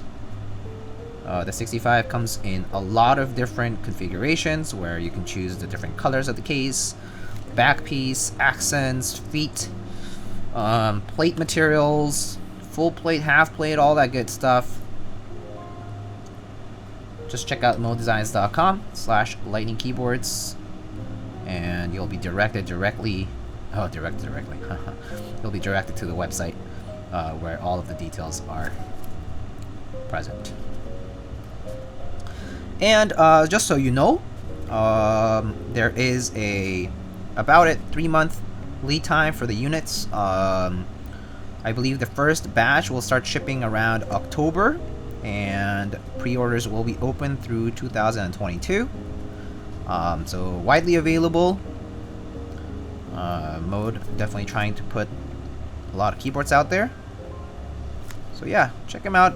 Of course, if you haven't seen my fellow colleagues, Apiary Keyboards, Alex Otos, Cookie Curls, Teha Types, among others, have done 65 Mode 65 builds, and of course there's always content on YouTube and other places where you can find Mode 65 related content, and you can always feel free to check them to, you know, figure out what kind of choice you want to make, and if you're interested.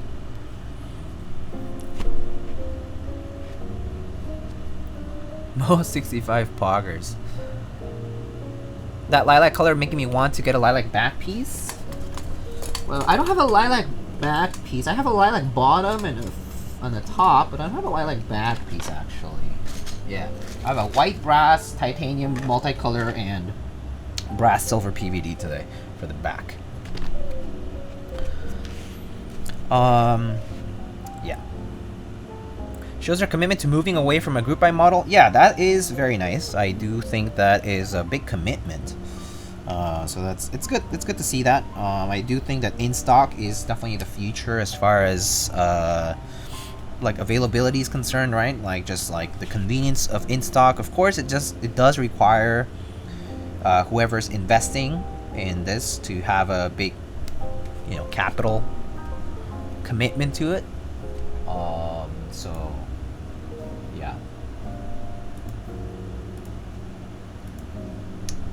All right. I don't think Obscure has sent me that file yet, so I'm just gonna test it here. Alright, and the last announcement is more of a personal announcement to make, but I am currently planning a special event, a subathon like event. I'm planning this to happen on the last week of August. Actually, well, it's the last week slash first week of September. Basically, on the week of the 30th, I'm planning it out right now. I'm still in the planning process right now, but there are a lot of giveaways and stuff like that, like switches, keyboards, like, you know, modding kits, all sorts of good stuff, desk mats, etc., etc. All sorts of good stuff planned for giveaways and whatnot.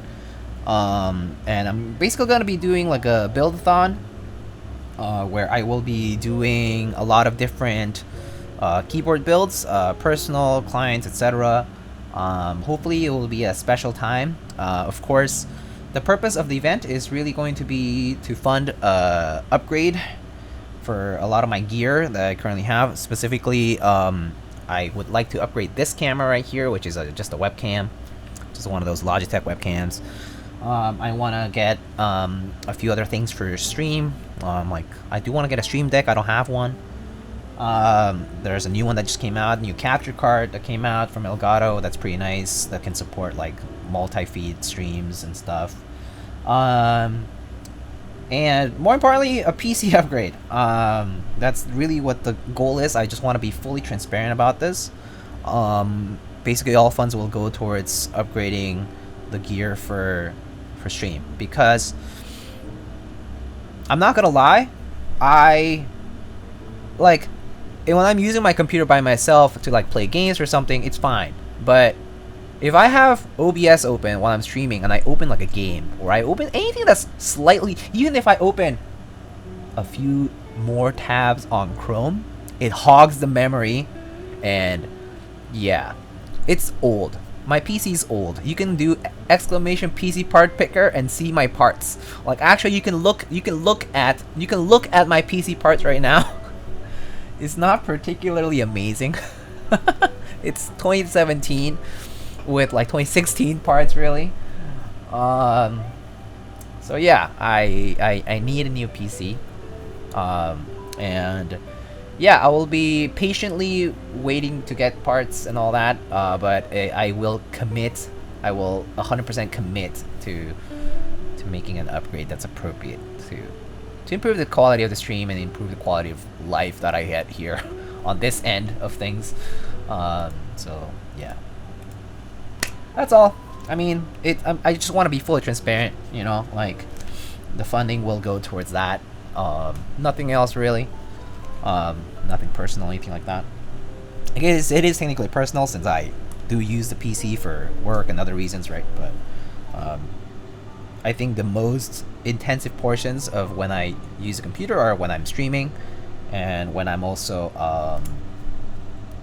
like if I'm trying to do like streams and something else at the same time. Yeah. GPU price these days. I know, right? I know. Have you tried blacks on the half plate? Absolutely. I have black switches. I've tried Palm half actually on with MX blacks. I used to have a Polaris with a Palm half, I think. Yeah.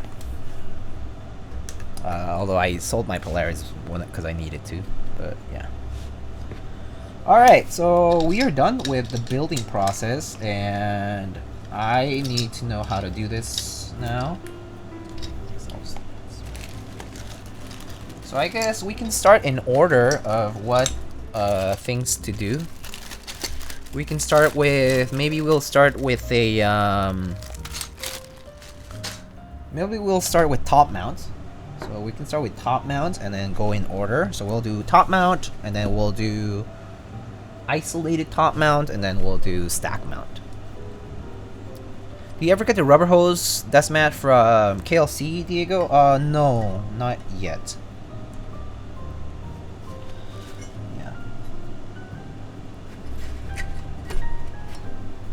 Alright, so top mount should be as simple as it sounds. So it should just require me to screw these in. The question is, which screws are which? There are a few different types here. There is a hex screw here that's buttoned. There is another hex screw here, type here. Okay, how many screws do we have here? Let's see.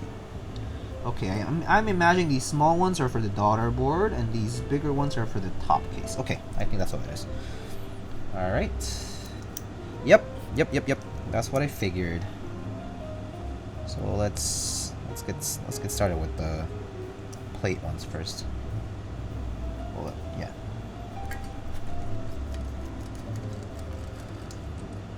Oh, like I meant, did you order it? Not if you had received it. Oh, lol. Yeah. I'll probably be getting one.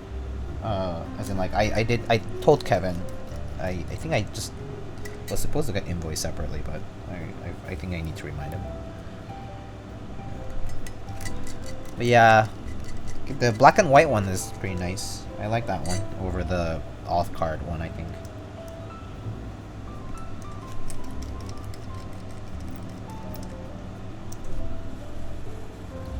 Alright, so it uses 6 screws for top mount, 2 down the middle, and then 4 at the close to the corners.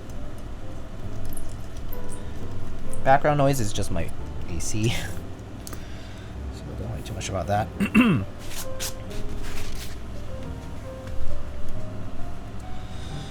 Alright, so that's that. Okay, this is for later. Alright, we can just put these away here. And then we need the daughter board screws, so let's do that first. So the base plate, the base piece needs the daughter board on, which is here.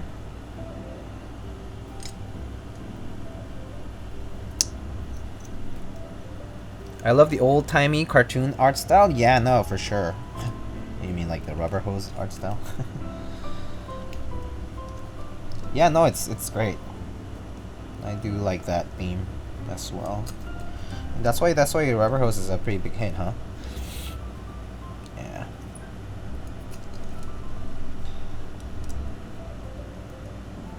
All right, screw those down. The last raffle was lit. Yeah, too bad I didn't win though. Alright, so that's that. And then alright, and then I assume I just have to put this on. Put the daughter board on. And then make sure the bottom piece is properly slotted in.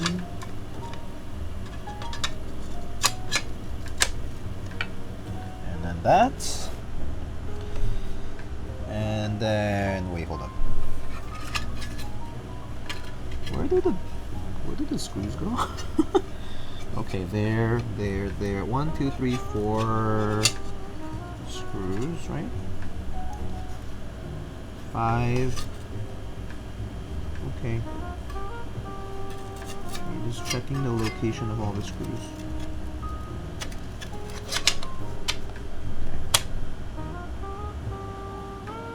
Wait, is that right?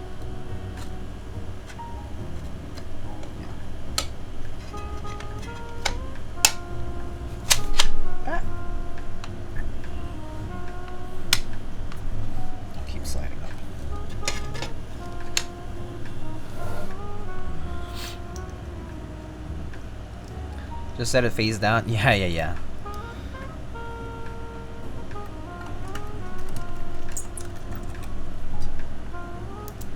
Lilac Mode 65 will be my first build. Very excited. Ooh, very nice.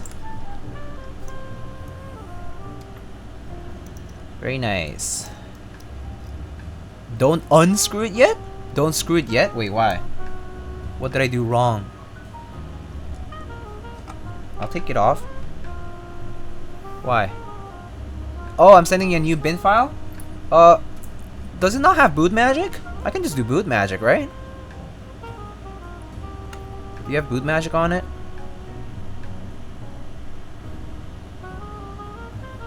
Okay, fine. I'll press the reset button.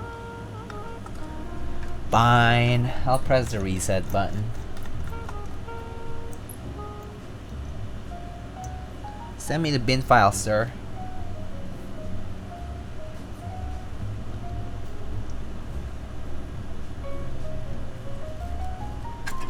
Okay.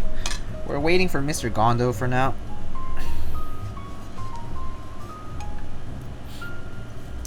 Meanwhile, we can take a look. You can take a look at the. You can take a look at this for now.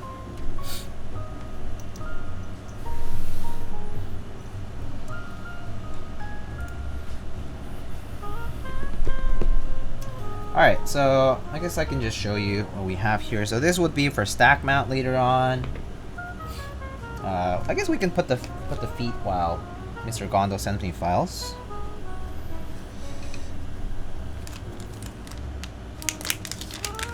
Oh, he's sending stuff, okay.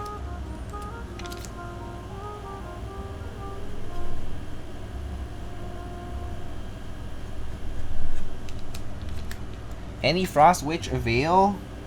I heard Frost Witch is shipping from GMK to Switch Mod, so it's en route to the vendors. But no Frost Witch avail for me today.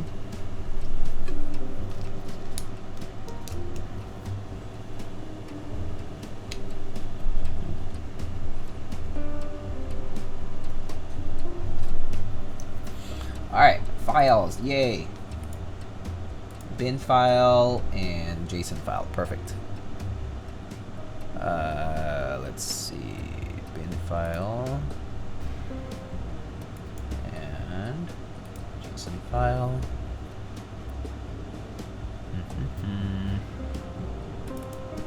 Thank you, Mr. Gondo.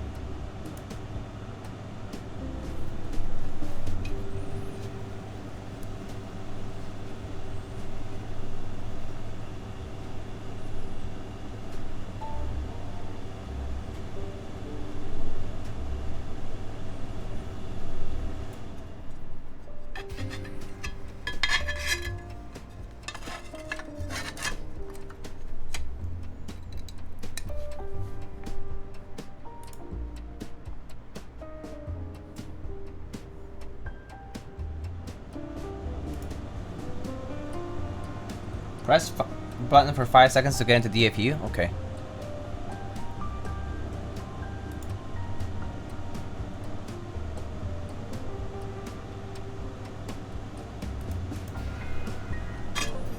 Five seconds.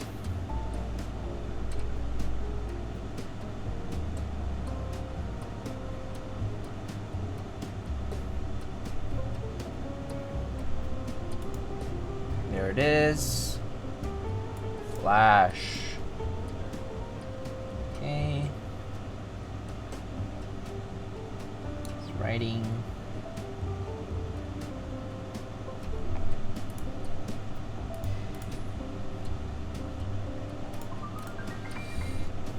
Alright, boom, done.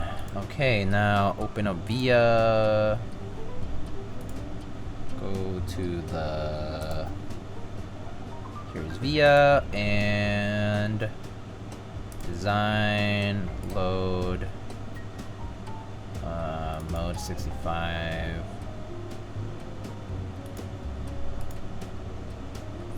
Boom, done.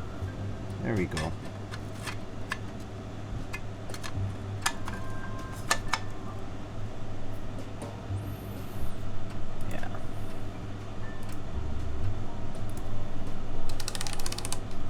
Whoops. Wait.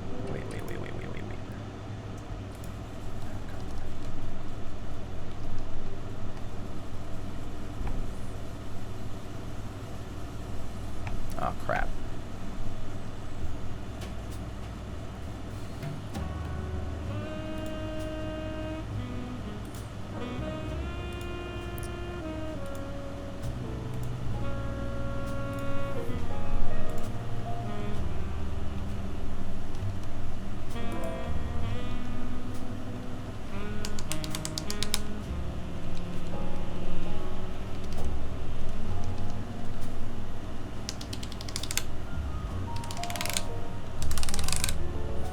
Alright, cool.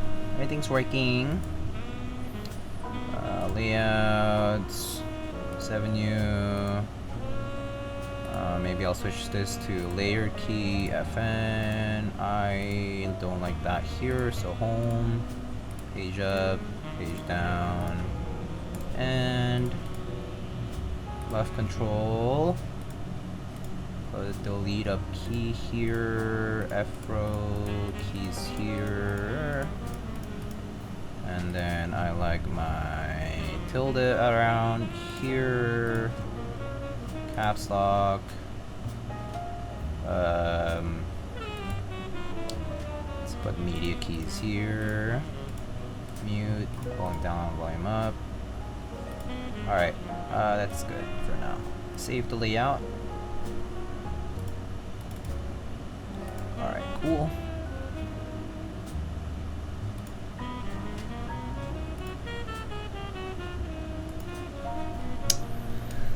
Alright, sweet.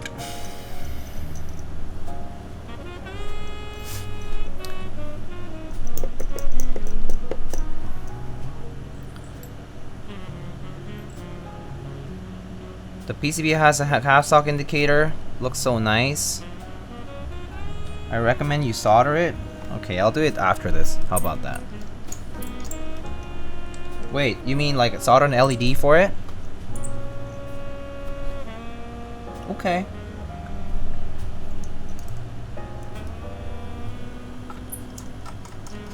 Heck yeah, okay. I think I have a white LED around here, so I'll do that.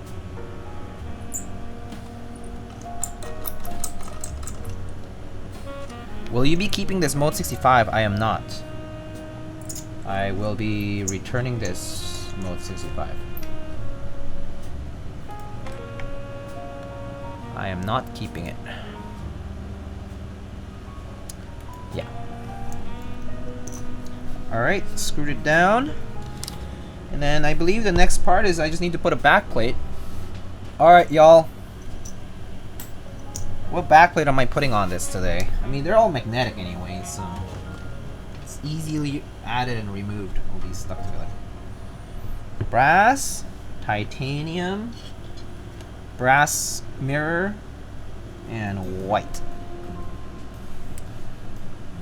TI, easy silver.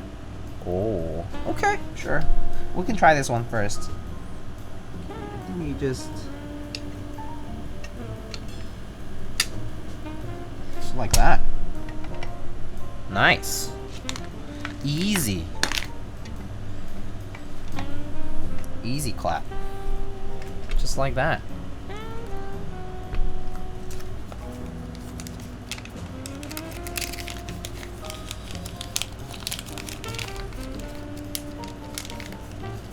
Well, we'll put the different ones on anyway. I'll use a TI one afterwards, and then I can try the brass one afterwards.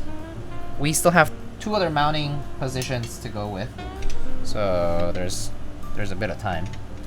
What keyboard is that?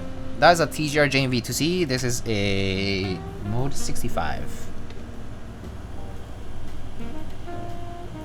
Oh, what keycaps are we putting on this? Have we decided what keycaps we're gonna put on this? We have not. So let's decide on what keycaps we're gonna put on. Shall we? My friends. My best friendo. Wob. CRP. Okay, we can do either. Let's just pick one. Something purple. I have Taro. I have JTK Hana. I actually do have JTK Hana. Would you like to see JTK Hana on this? I do have JTK Hana. I have some sets here, but there's others. There's some others. JTK Hana, let's do it. Okay, I need to go get some of it.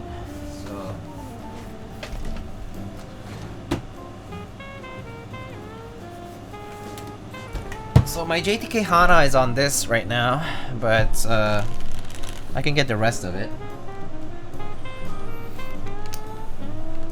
So it's gonna look like that. If that makes sense.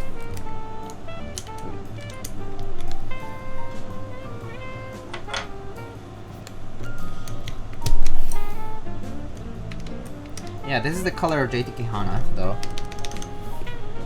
Is that a 50? Yeah, this is a TMO 50 Founders Edition.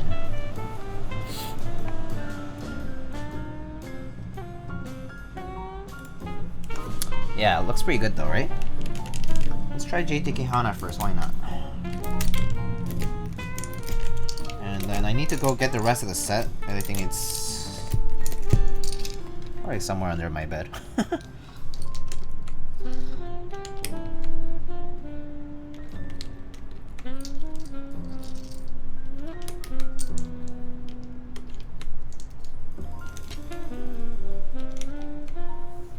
What keycap set are you putting on there? It's called JTK Hana.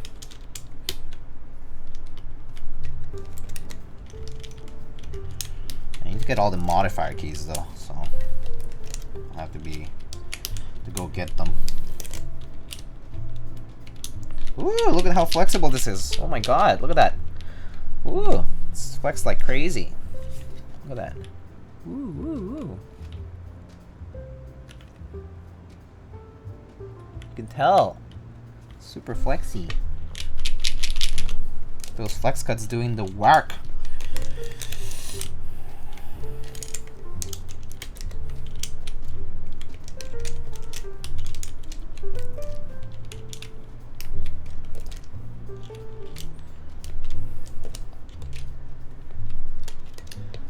Alright, I don't think any of these work, so I'm gonna go get some.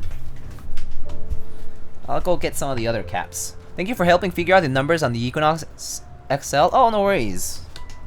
It's actually not too difficult. Just tune back in what mount do you go with. We're doing top first, and then we're going with the rest. BRB though. BRB.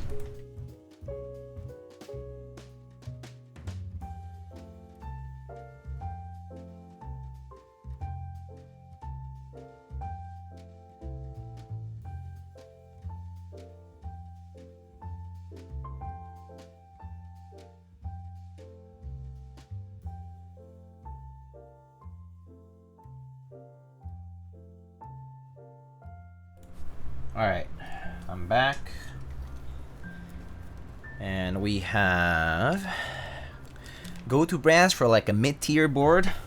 I mean, you can always order a Mode 65 for $300 US starting as a kit. So that's one option that you get.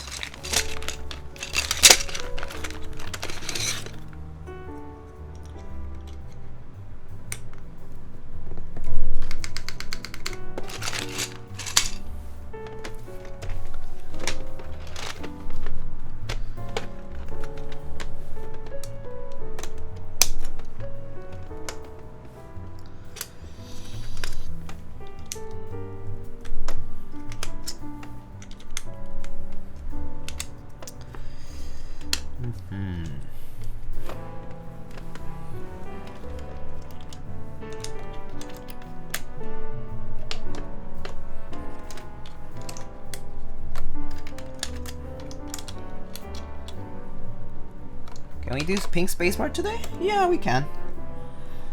Ooh, tight.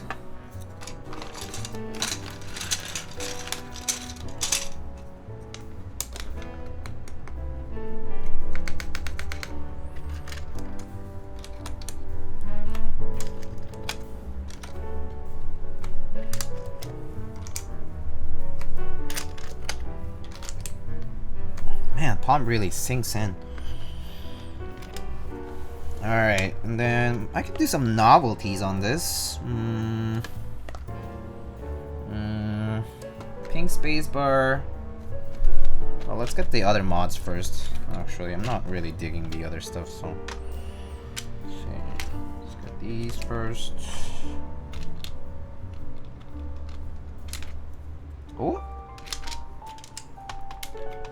I like this one. Does solder work best with half plates? Yeah.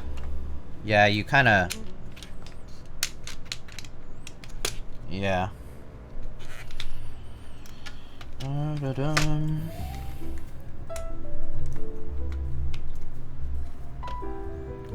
Let's see. I like going with regular arrows if I have this many accents, because otherwise it gets too busy.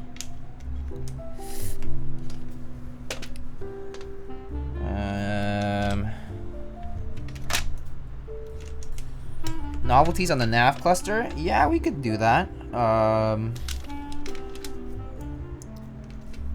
Although it's not gonna be row profile adherent, but it could be fun. So let's see, and then oh wait, where's the shift key?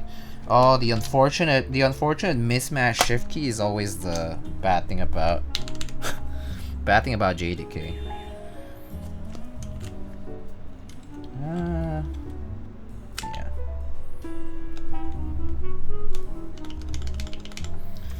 Alright, let's see. Now, let's go with some novelties here.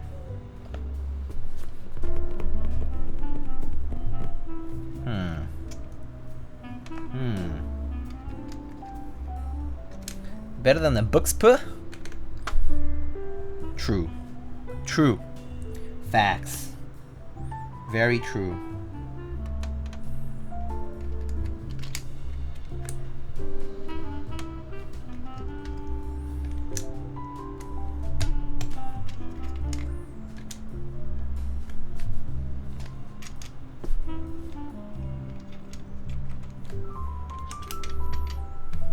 Okay, that's very colorful.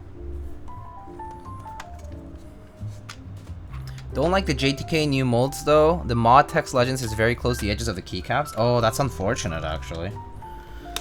You would figure they could fix this by now. It's been like how many attempts? I don't even know how many times they've gotten to try this, but come on, man. It's been years. Years and they still can't get it right. Come on. Like, come on, we need a competitor against GMK. Like, it's not that hard. Just do it.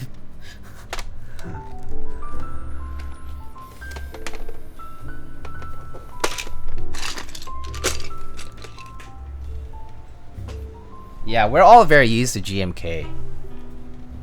Our standards are high by default for sure.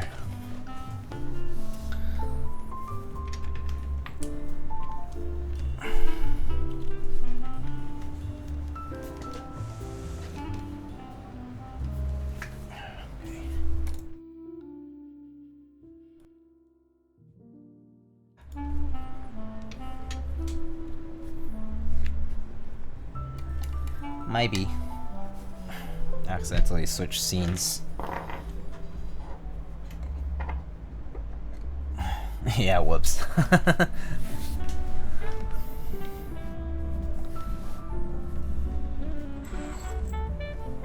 Alright.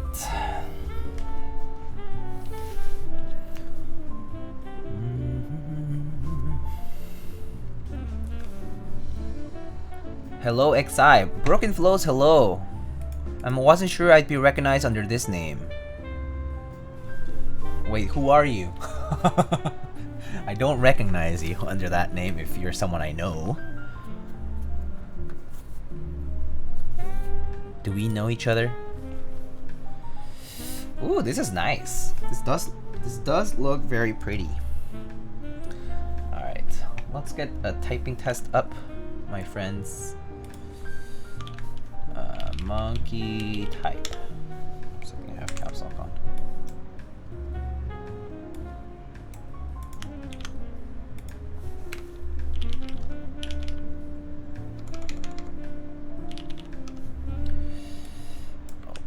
Okay.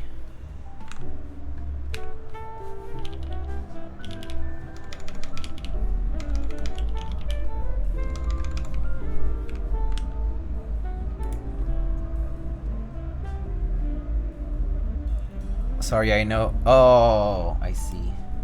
I thought you were talking to me because my alias is Lightning XI on Reddit and other places, so I got confused. My bad.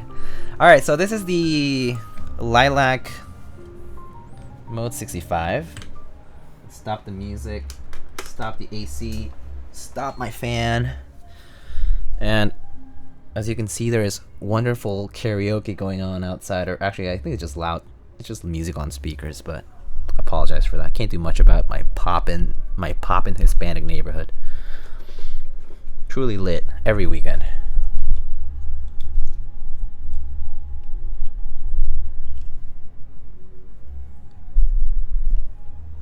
What bottom do you have? Right now I have a lilac bottom. Lilac bottom, lilac top with a silver mirror back piece with lightning full, you know, thumbprints. But yes.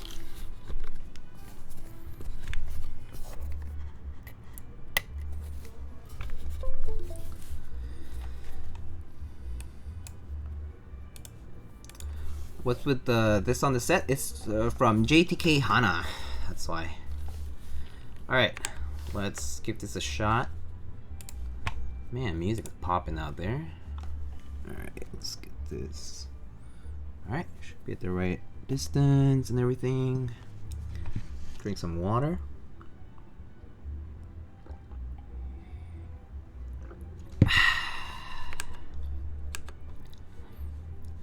Water. The best. Alright, let's see now.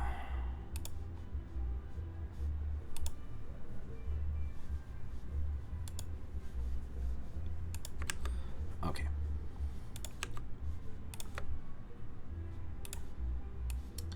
Alright, here we go, my friends. Here is a Mode 65 with a Palm half plate. This has ABS double shot keycaps made by JTK. MX black switches, and also this keycap's not pressed in all the way. My bad. And yeah, MX black switches on a Palm half plate. Lube with 205, filmed and all that good stuff. Here we go. All right, maybe I'll raise the volume a little. All right, here we go. Oop.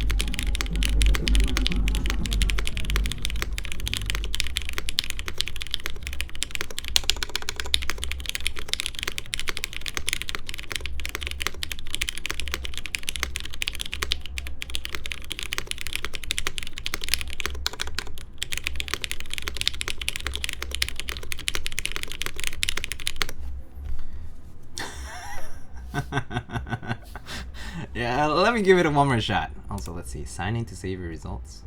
Oh, okay. Okay, I guess they're still not ready. All right, let's try one more time. It's only had the loud space. I don't know. Maybe it's because he used the alu half. All right, let's get one more shot. Here we go.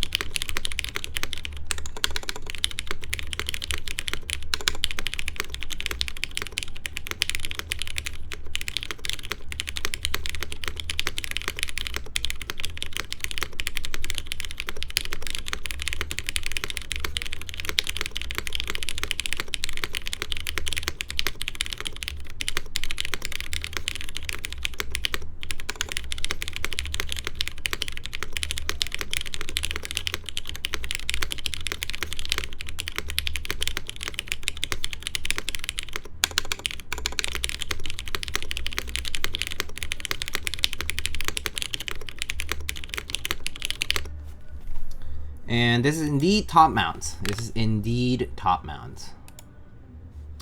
This is top mount. All right, here is. It sounds really good, by the way. And at least in my opinion, it feels really good. I think that's another thing. It feels really nice with the palm half. I think the palm half. I love palm half just in general, but yeah. Here are the mods.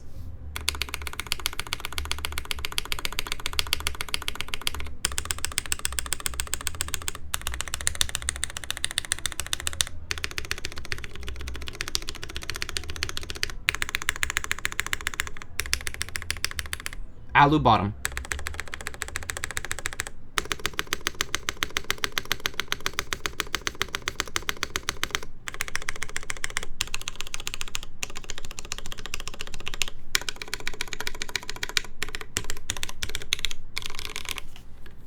Here are the alphas.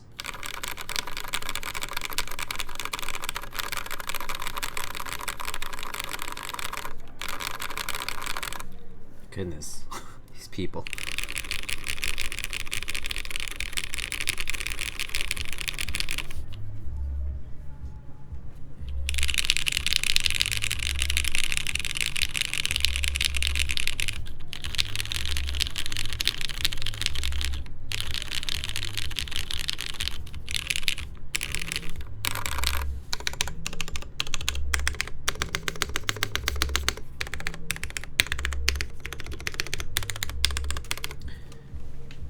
Obscure, this is as real life as it gets, by the way.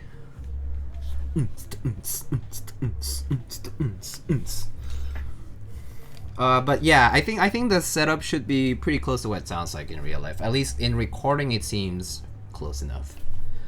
But yeah, Uptown is too noisy, no cap. Downtown is actually noisier on occasion, but yeah, I guess it depends where you are.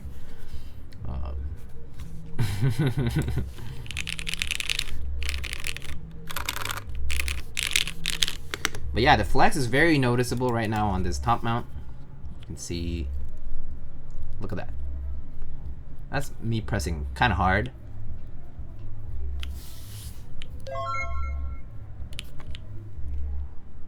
Where you can see this is a palm half, so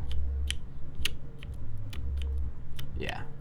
And then there's the flex cuts, which are doing a lot of the work here. But yeah, quite a bit of movement here. But yeah, pretty nice. Flexi boy indeed. Then this was with alu top, alu bottom, and the back piece is just a brass back piece. All right, so now we can do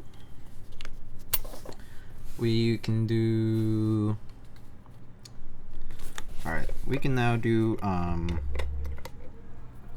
different, shall we do a different mount? Shall we go through all of the, we can do the 3 different mounts for alu, and then we can go with brass bottom. How about that? Is that good? Okay.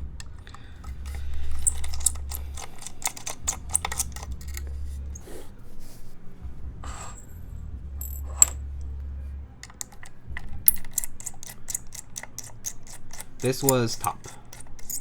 Ooh, this needs some grease, man. Squeaks a lot. Yeah.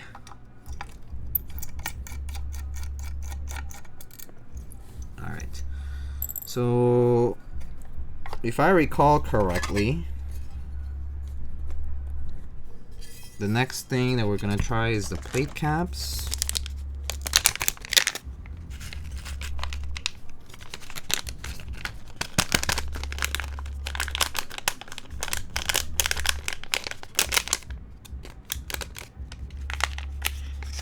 And the plate caps are basically just little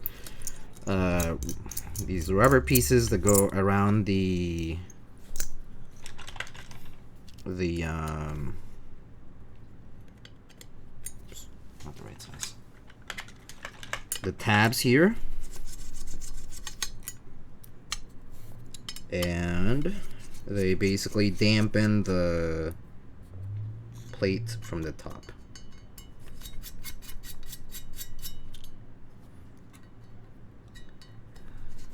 Lube your screwdriver with 205. Could be worth it. Alright, so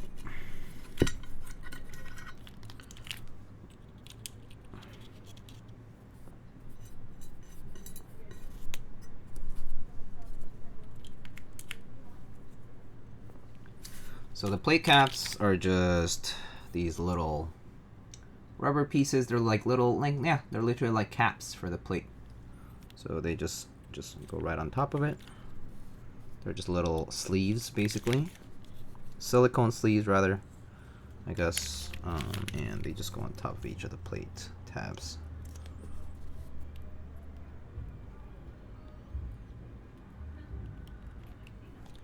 All right. And boom, there we go, done.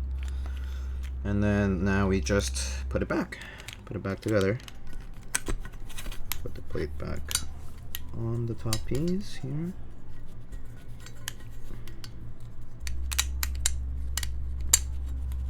And put the screws back on.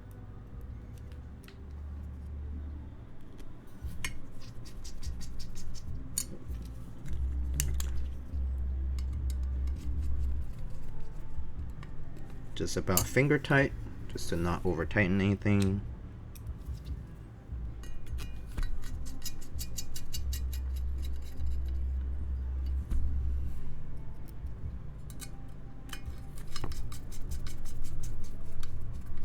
Weren't you looking for JTK copper? Yeah, I was. Oh, I am, rather, but at a reasonable price. I just don't want to pay like bajillion dollars in the aftermarket because it's just too much. Too much. Not worth it, honestly.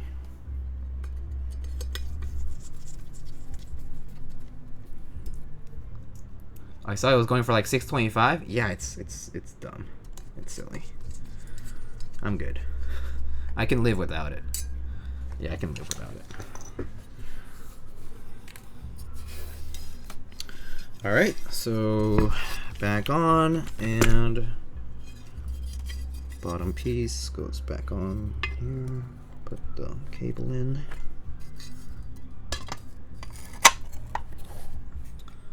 And then I don't think the accent back piece will affect the sound much, so I'm just gonna change this. Maybe we can try the titanium one this time, just so you guys can look at it before I move on to the next and so on. Okay, that's it.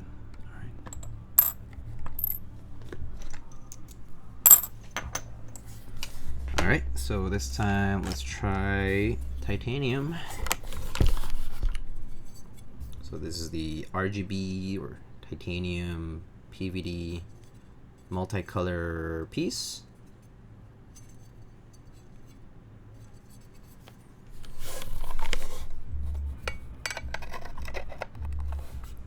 Slides right on. Looks pretty good with the multicolor too. Looks how the green matches on the... the green matches the escape really nicely, which is kind of fun. Yeah. You missed the hydrate? Yeah, I saw it earlier. I just haven't gotten around to it. I hydrate when I want to. But I will, don't worry.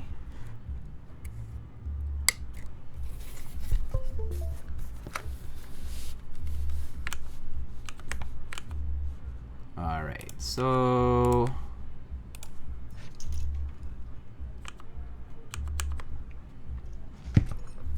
is there gapping on any of the back pieces? Gapping on any of the back pieces? Because they are attached by magnets, I guess if you look really closely, you could see like a small gap. Like, sure, like, see? Like, maybe that much, but, like towards the middle, probably. It's probably because of the magnets, though. So, you know, like it's attached by magnets like that, right? So, yeah. I wouldn't say it's something that I would say it's like a deal breaker. Is there any rattle in the back piece? Good question. Let's try it. Maybe not so much up and down, but sideways if you like really like kind of shift it this way. Like, I mean, I think like if you like, okay, yeah, side by side, but only if you're like shaking it a lot. Right? Like, yeah, if you shake it very hard, sure. But otherwise, no. Like, it's not like, it's not falling off, right? This is a perfect example of how to use a keyboard, that's right.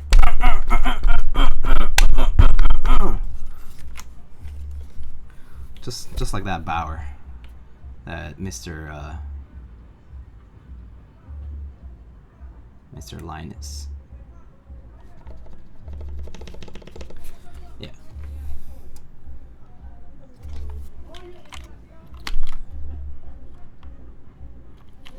But yeah, oh my goodness. These people are right outside my door, man. I mean, right outside my window. I live on the ground floor, so you can hear everything.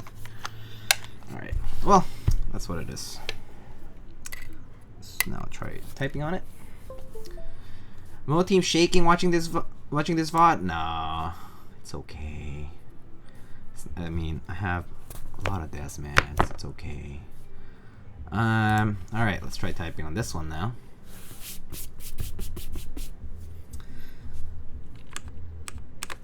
Alright, so now we have the isolated top mount using the plate caps. And Poochie Piano would send you the revised back piece with the weaker magnets. I can't answer that question. I'm actually not sure. Gaps on the side is more apparent. Gaps on the side? I think the gap is more apparent at the middle for this one. Like, if there were a gap, you can see it's kind of like tight there, and on the middle is maybe a little more apparent, but it's like very slight. It's like not a big gap. I mean, I don't know about you, but I'm not looking at my keyboard that closely all the time. You know what I mean? Do you like lift up your keyboard and you're like, there is a 30 micron gap. I don't like it. Do you do that?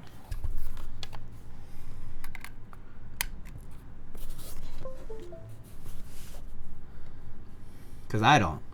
I don't know about you though. 30 micrometers. Unacceptable. 10 microns too many? I know. Also, these people are really popping that party out there. Alright, let's go. I use my keyboard through a macro lens. Don't know about you all. I'm too poor for a macro lens. Alright, let's go. These people. Alright. Background noise is proof that this is a real typing test. Unedited typing test. Okay? Here we go.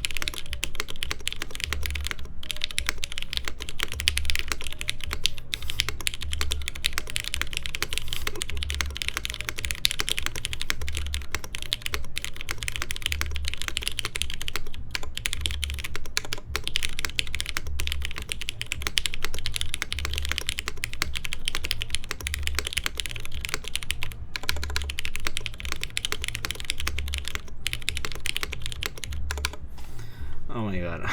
I'm sorry. He edited in his neighbors. Yeah, this is bad typing. Sorry. It's getting to me. Let me try one more time.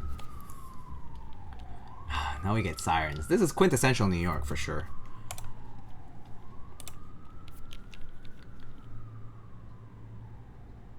Oh, it got quiet.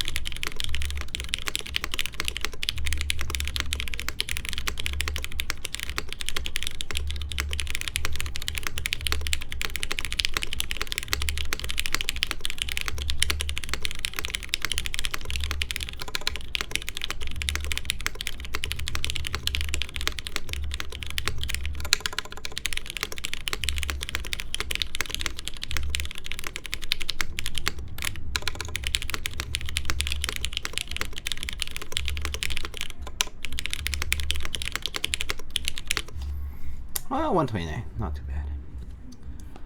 Hola Diego, this is just top mount. This is isolated top mount. This has the caps. This has the little silicone caps around the plate tabs. What borough do you live in? I live in Manhattan. But I live all the way up in Manhattan.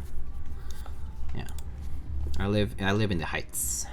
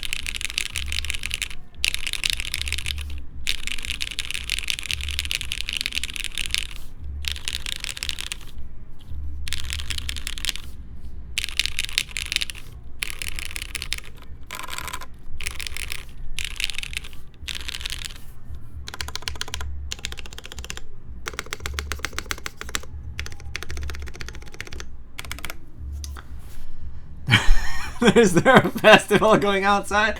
It's just the usual, actually, for a Saturday evening.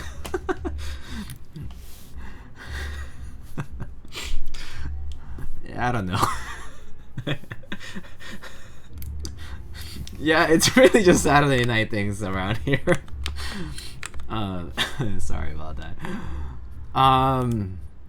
Yeah, so thoughts on isolated top though? I actually think I don't think the difference is very substantial, to be honest. Like between top mount and isolated top, it's not a huge difference. It's subtle. For me, I think I wouldn't really mind either or. At least if I like had to choose one. It's like if they gave me top mount, I'll be like, okay, cool. If they gave me isolated top mount, I'll be okay, cool. That's all right. Why did Google activate? Weird. Sorry, I don't understand. No, shut up. God damn it. Google listening. Oh my god. Monka S. Spying on my streaming activities. Yeah, no, that was me. It was so weird. I don't even know how it triggered. Anyway, so God, I lost my train of thought for a second. Yeah. So I think either or is good. And I almost read that out loud. Exisora, like, yeah. Oh, makes sense. Okay, all right, yeah. I almost said that again. Yeah, so I think either or is fine. Personally, I would say that I would say like maybe.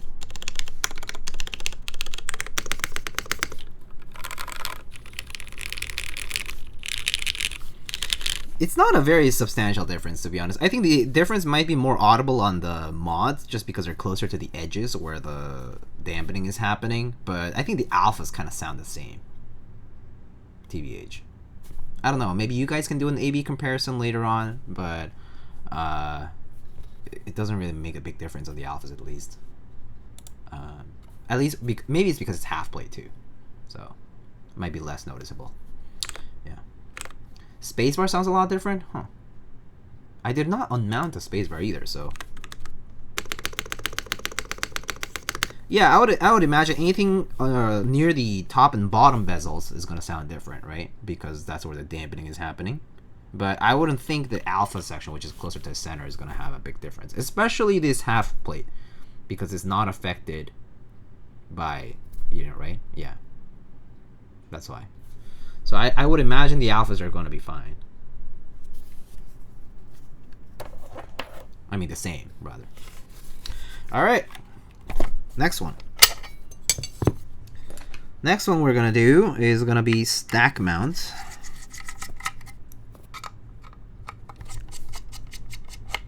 Oh, can you spam backspace again? Sure.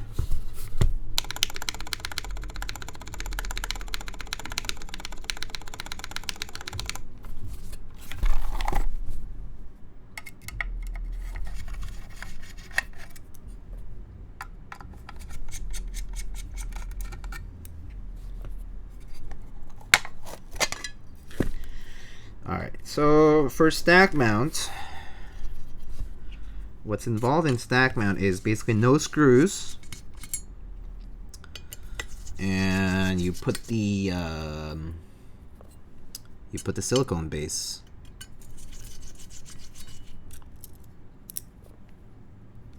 Put the silicone base, and the PCB just sits on top of it, and the plate just goes against the top like that. Now, the question is, do I leave the silicone caps on the plate plates on? Do I need to leave the plate caps on? Does it matter? Is the question. I think the answer might be it doesn't matter, but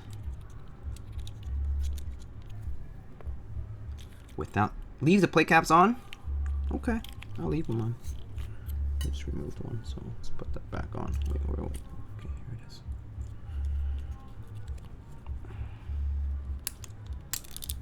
Oops. Okay, here.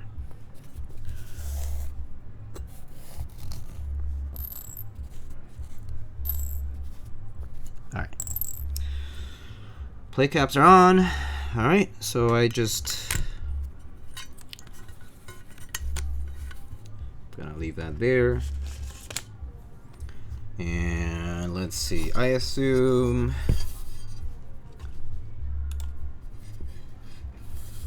secret mounting style. So I assume this just goes on like that. Yeah, so it lines up. Okay. Am I supposed to screw this onto the base? Because it looks like you can screw it on, actually. You can screw on the silicone plate, the silicone thing onto the base. Kind of neat. Let's just do that. Why not? So it stays still. Cool. So just put that on. Maybe just the 4 corners is fine, but I'll just do all of them. No, actually 4 corners is fine. It's more than enough.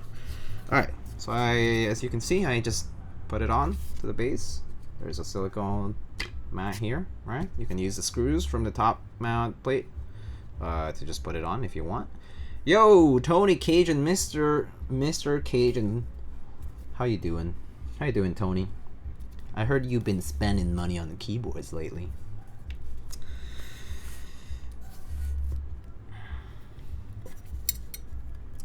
Oh, plate cap fell off.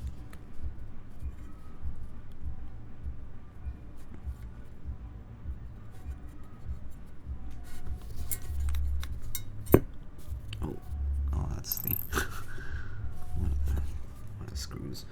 All right, so who told you lies? I know everything, Mr. Cajun.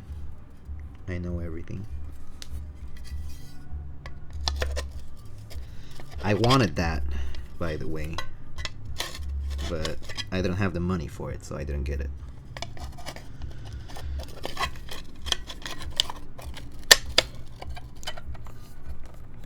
Alright, so you just put that on, get some of the screws now.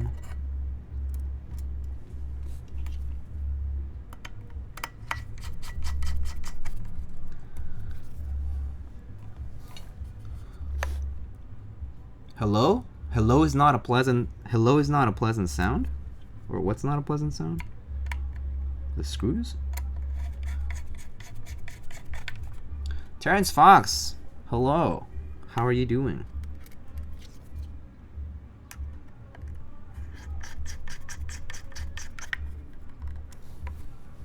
I was such a dum-dum to procrastinate on adding silencing ring to my HKB Pro 2. It's so much better. I think it's I think some people actually don't like it, so it just depends on the person.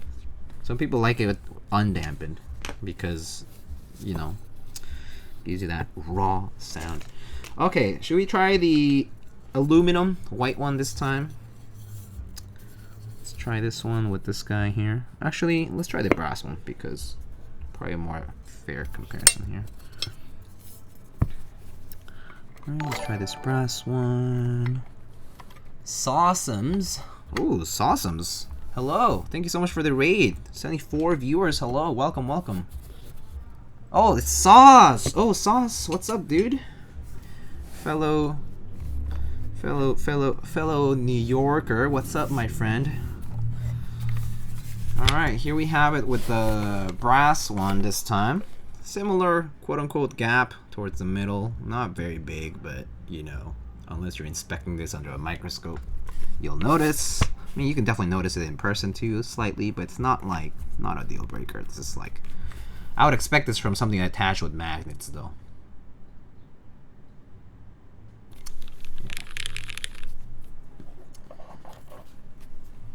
Diego is a man of aesthetic. I'm just thick. I don't have aesthetic. I'm just thick.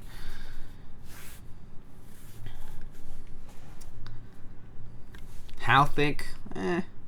Average. Alright. Hey, no thick shaming, okay? Alright. Now we have this with stack mount. Yep, stack mount is right. Same everything else. Stack mount though. This time we have a brass back piece for the accent. And yeah, let's try typing on this. Music shut up, so that's good. But it'll probably start mid-test. Alright, here we go.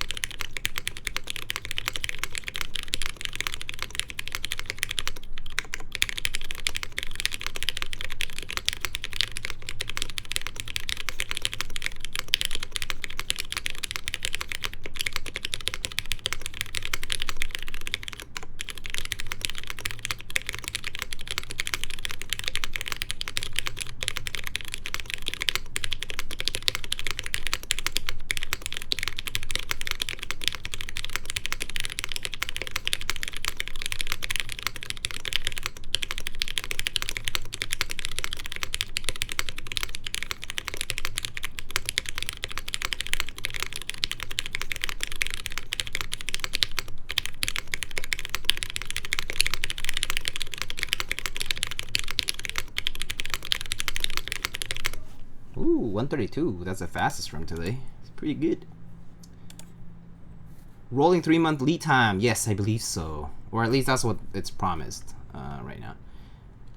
My ISP is pulling a Spectrum. I haven't had service since 11 a.m. Called twice and both times they said they're updating their platform. Ooh, rip. More pop, less clack. I do agree that it's less clack. I'm not sure about more pop. Definitely more muted overall. Stack mount confirmed makes you type faster. I don't know, but definitely more rigid. I can definitely tell it on the alphas. 100% can tell that it's more rigid. So this is stack mount. It has a silicone base below the PCB. So, well, here are the mods. How about that?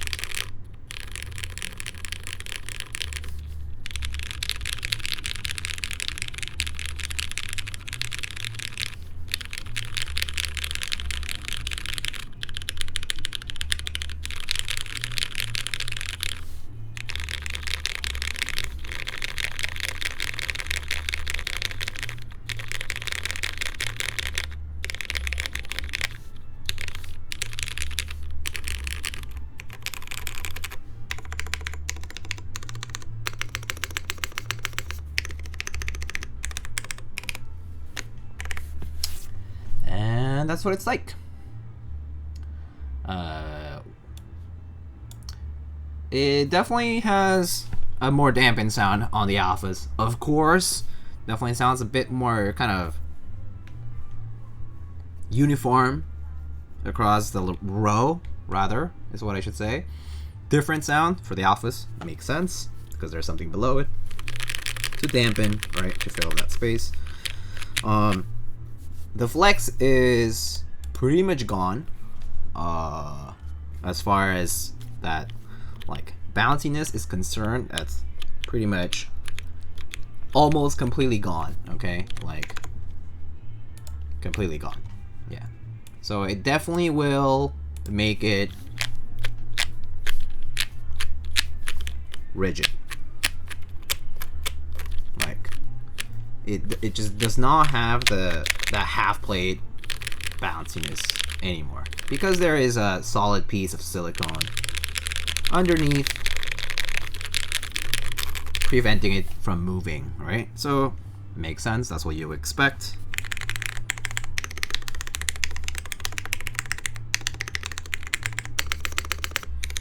I have to say, I think stack mount config is nice if you don't mind the rigidity and you want like a more uniform sound across the board. I think that kind of, it helps.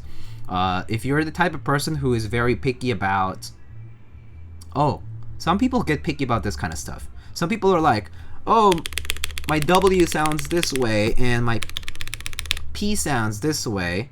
Then yeah, if you add a solid amount of material uniformly across the bottom, such as this silicone piece, right, it's gonna help dampen a lot of that. So it's gonna flatten out the sound to something that's a bit more similar to each other. So if you like uniform sound across like rows, right, like the same row sounds about the same, right, it's helpful, right?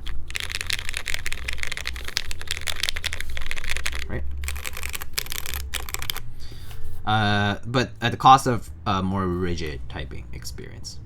So, different pursuits, different goals. Oh, F. My wait. We disconnected.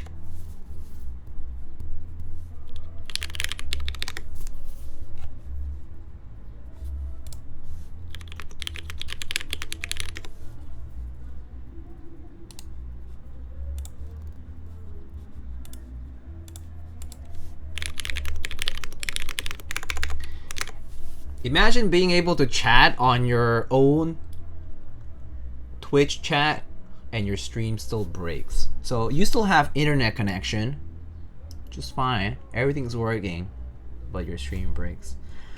This is the kind of shit that I don't want to deal with, but hey, it's okay. At least it's not a full disconnect, so yeah. One more typing test? Sure, we can try it one more time on the stack mount. New York internet booty? Yeah. Either that or Twitch ingest server just cutting me out too. Maybe because of something like that. Internet problems. Spiking and things like that. Is it all Lilac? Yes it is. Alright, here we go.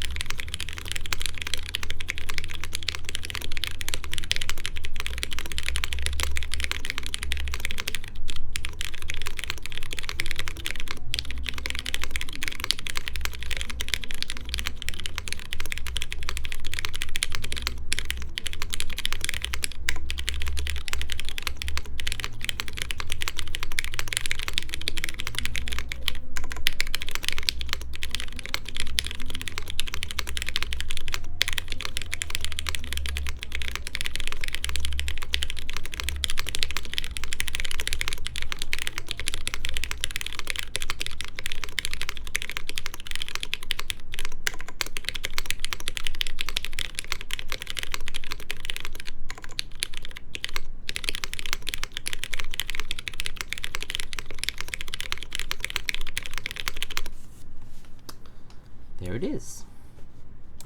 So that's what stack mount sounds, right? I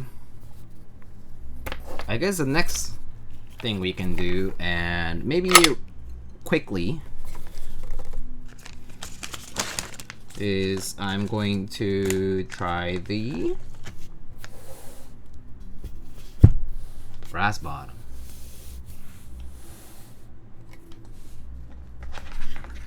Heavy brass bottom.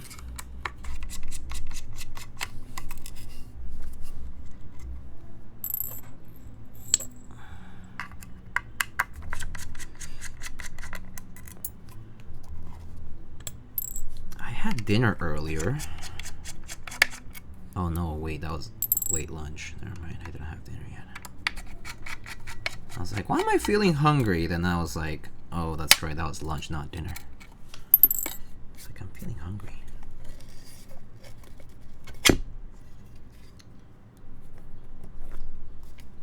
Alright, so since we just did stack mount earlier, let's try stack mount on the brass bottom, right? Because that's probably going to be a more direct comparison.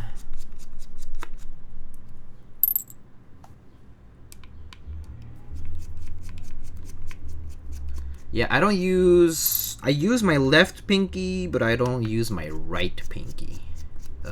Terrence Fox. And for the VOD viewers, there's no chat because we had a disconnect earlier.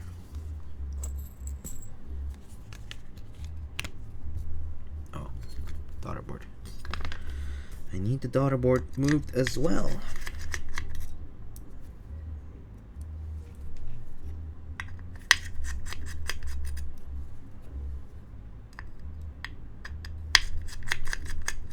How is a silicone dampener? It's pretty nice. It's flexible but rigid as far as the. It's like a dense type of silicone. So yeah.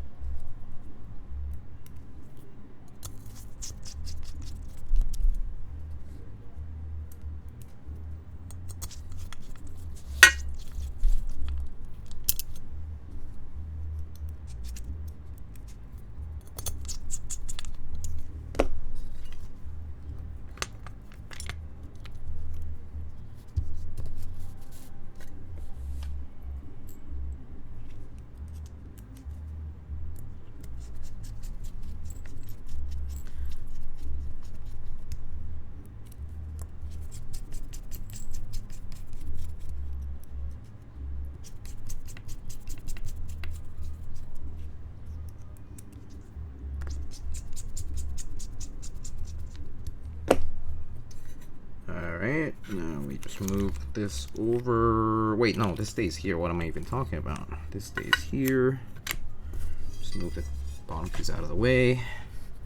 Get this bottom piece close. And close it up. Oh, and then I think I have to put the feet on it as well.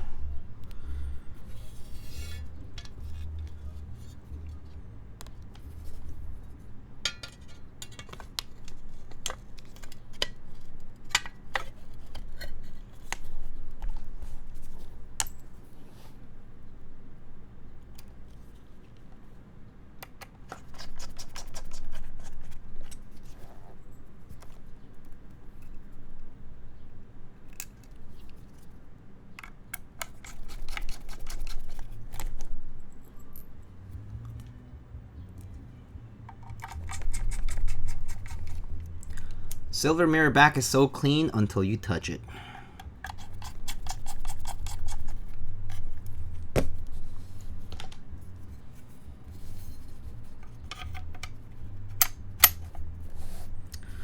All right, there it is. And feet.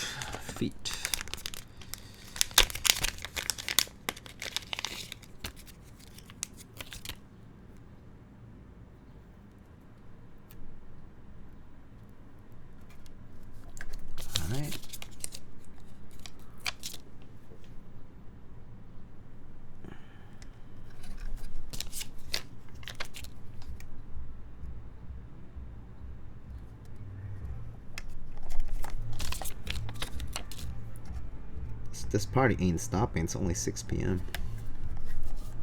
Too early to stop. They do stop not too late though, because there are a lot of older people in my neighborhood, so I think they definitely make them shut up early on. So it's not too bad. It's not like it doesn't let you sleep. All right, we're back now with the rather hefty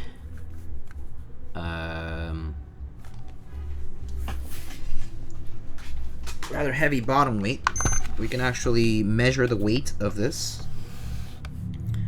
It is, as I expected, about 2 kilograms, 2.13 kilograms with keycaps, PCB, everything. It's a silicone dampener.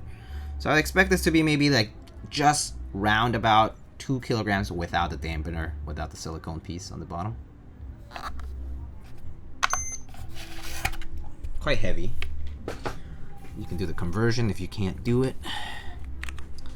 Alright, here is now with the brass bottom. Okay.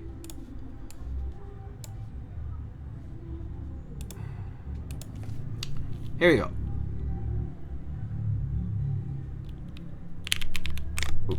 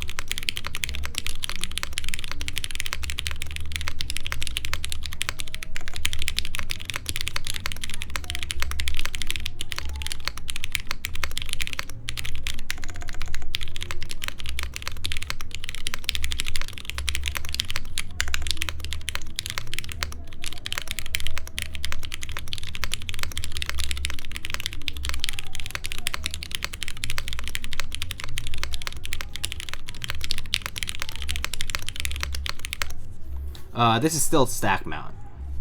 How do you like the sound from different weights? Well, I don't know yet. I'm not sure.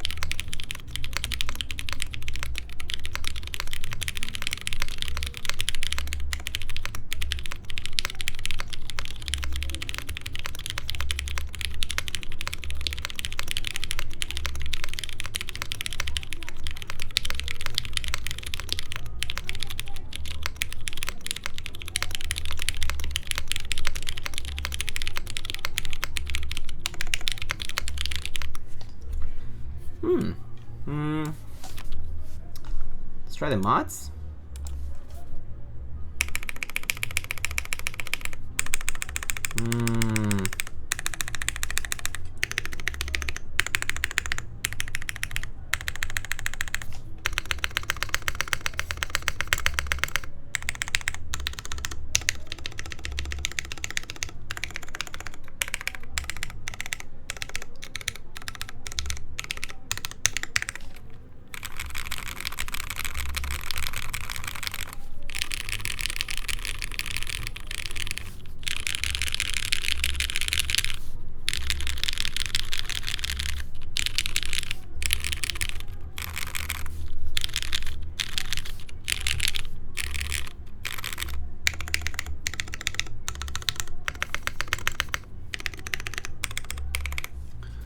And yeah, we did switch to brass bottom.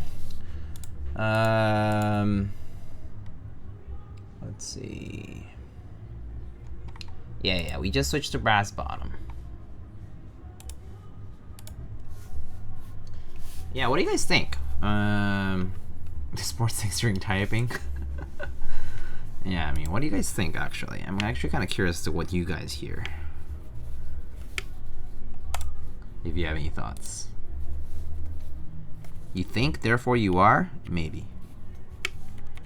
It's a pretty decent board. Yeah. I think as far as the board is concerned, I think for the price it's pretty good.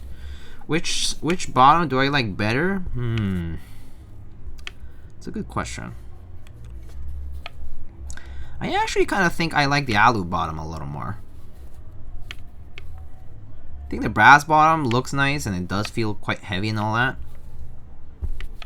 But, I actually feel like I like the alu bottom a little more.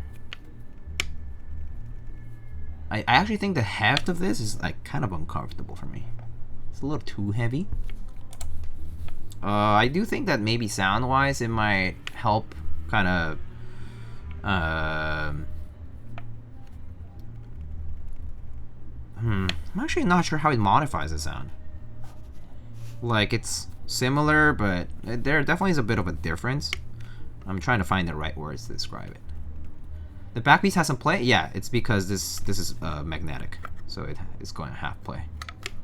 Yeah, it's only sustained. It's only held by 2 magnets in the middle, so it's definitely going to have some play for the back piece. No matter how strong these magnets are, if they're in the middle and it's this long, I'm pretty sure it's going to have play no matter what. Yeah. So the cost of brass is so high right now. Yeah, the cost of brass is very high right now. I mean, the cost of a lot of things is very high, right? Even the aluminum has gone up. Like, I was actually looking into aluminum. The price per ton in dollars for aluminum went from $1,500 to about $2,500 in about a year and a half. That's a huge increase. That's a 66% increase, right? In the price of aluminum, raw aluminum cost. So yeah, that's a reality. Like, we are currently facing a shortage in a lot of raw materials. So brass, steel, aluminum, doesn't matter. It's more expensive now. Yeah. The back piece either has play or needs a ton of force to pry off. Take your pick. I agree. I think for what's magnets, this is good enough. Yeah.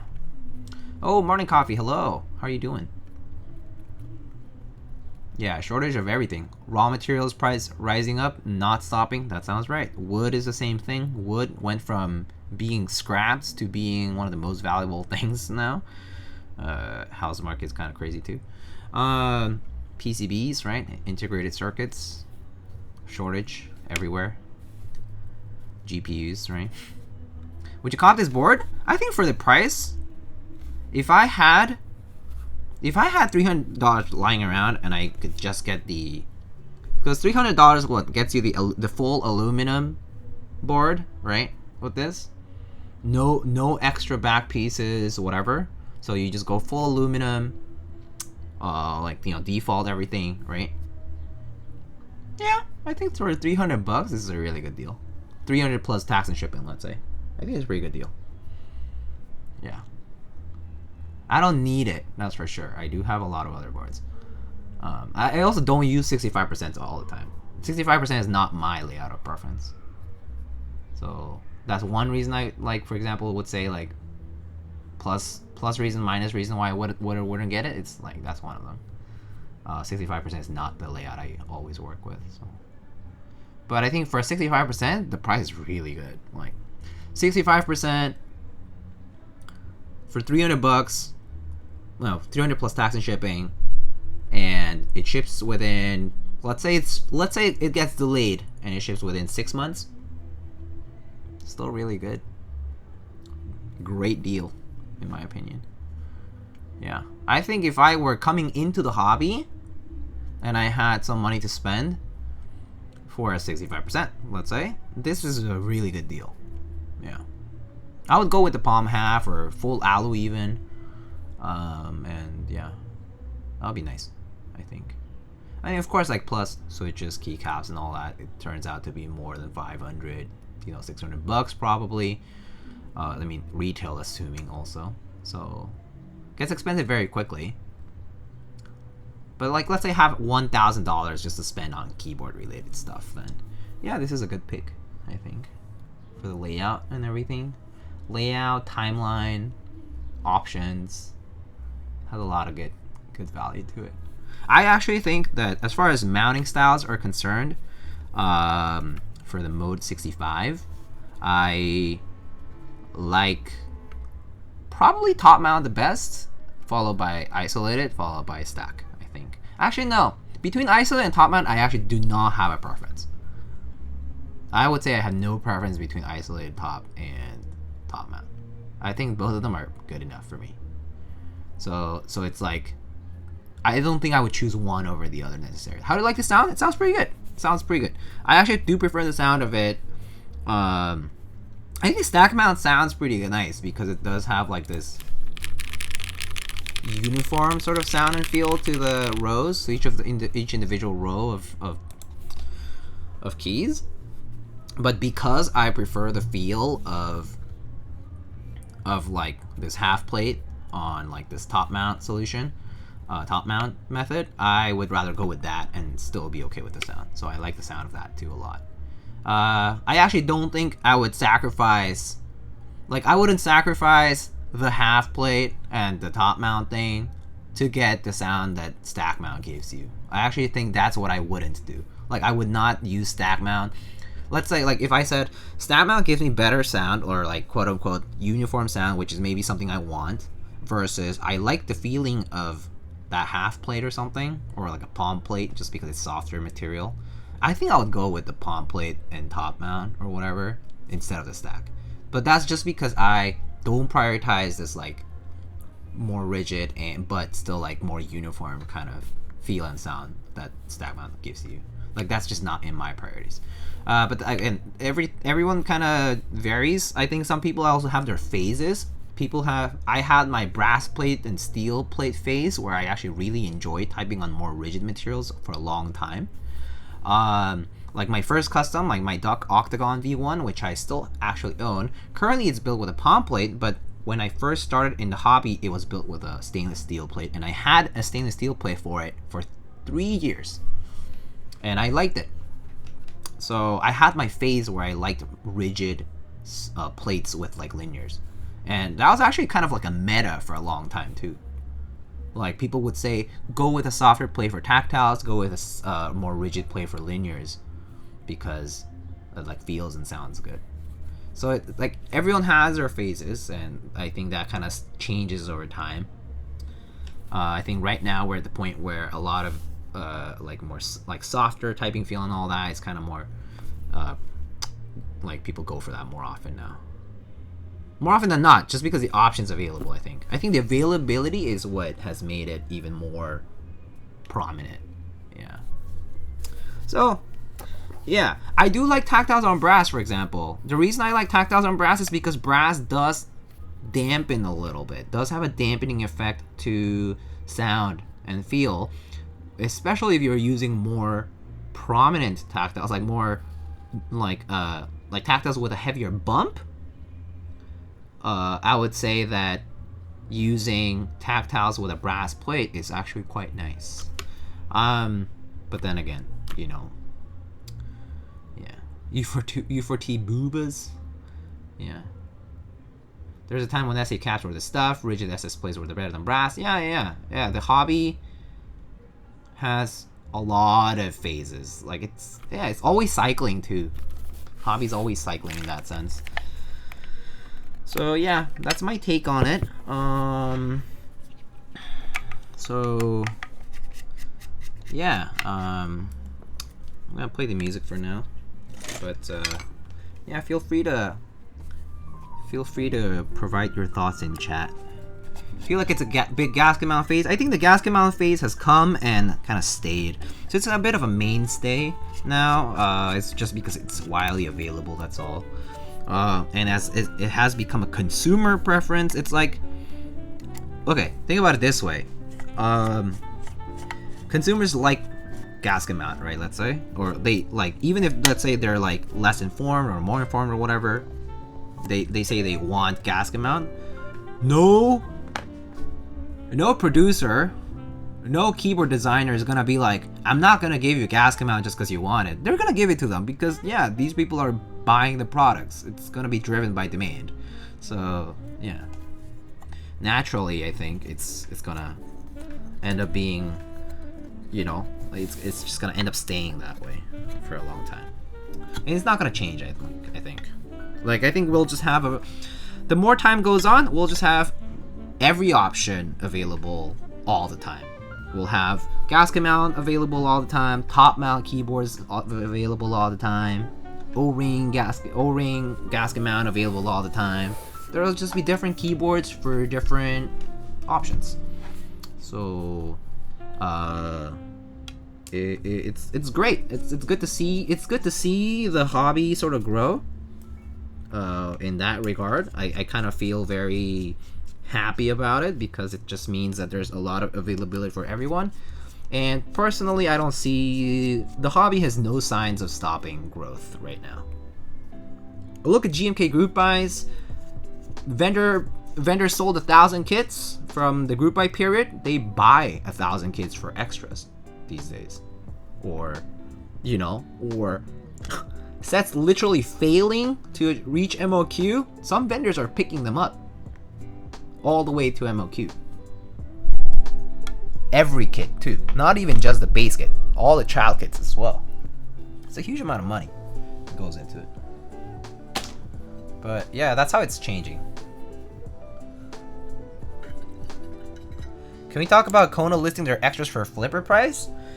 I don't think it's fair because other vendors also list their key sets for $180 through $200 extras. So I actually don't think that in this case criticism of Kono is particularly justified because it is the MSRP. The MSRP is not group buy price. The MSRP is extras pricing. That is the market suggested retail price. That's what MSRP means after all. They're setting a price because yeah, look at the aftermarket.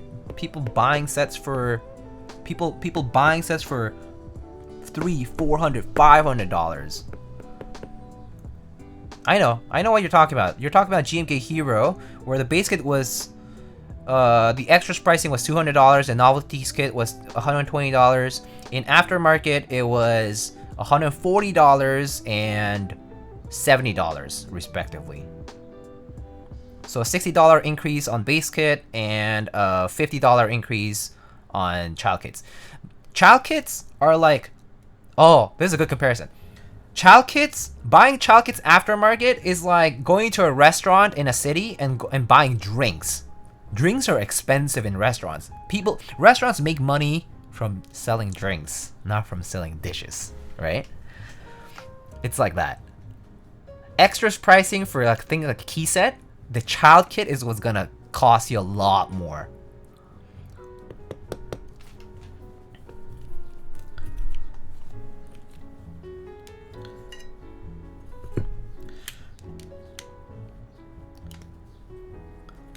Child kits are like children. They're expensive and noisy. Yeah. Truly.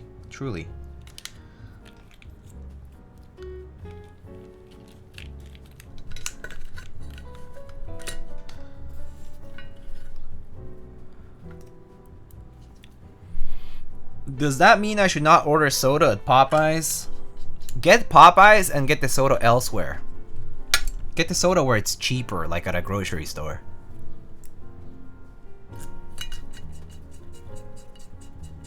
Or just don't get soda because it's bad for you.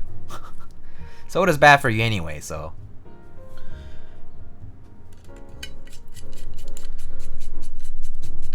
I hate when the extra B and Alice bars are in separate kits. Oh, that I actually do think that, yeah, it's kind of annoying.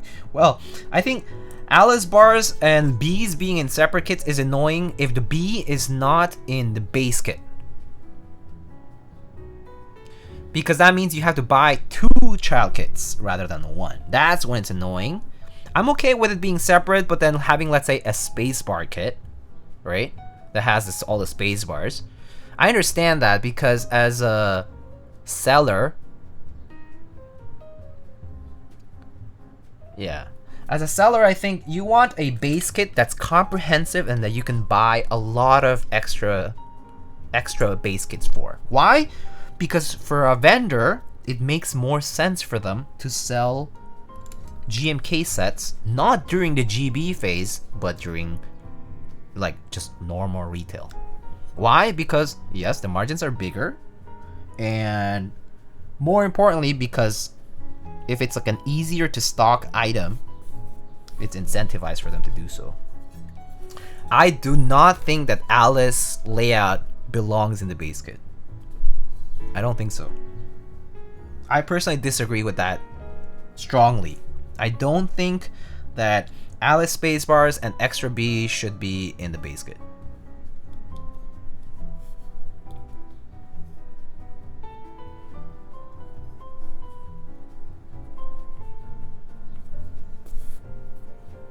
But that's just me.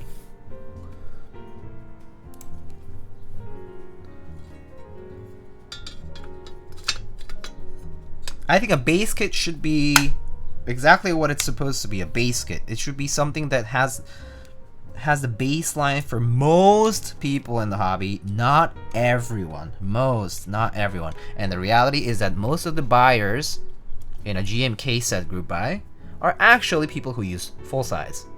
People who use TKLs. 60%. Why? Because the most, or nowadays 65 and 75 are also very widely available. Because there's a lot of, like, you know, there's a GMK Pro, there's a Keycron, you name it, right?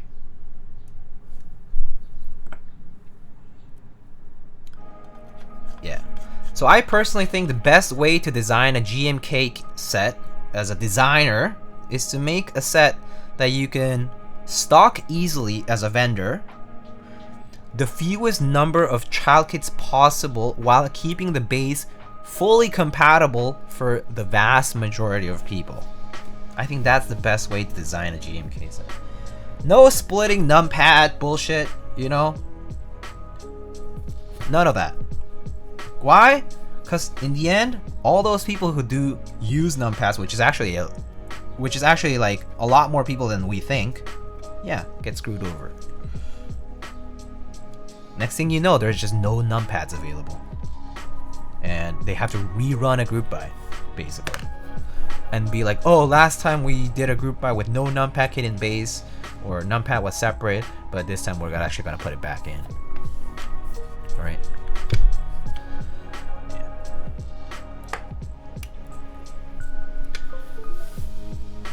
Alright, last thing I'm gonna do, I'm not gonna do isolated top just because in the interest of time.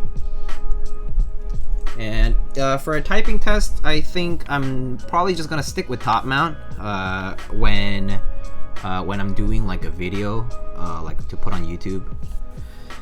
Just because, in the interest of time, it's just a lot of work. I'm just gonna pick one and stick with it.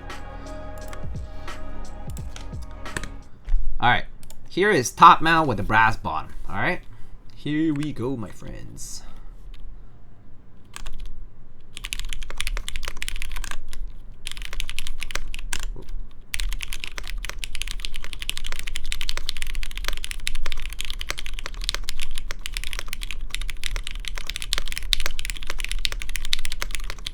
Oh, did we F?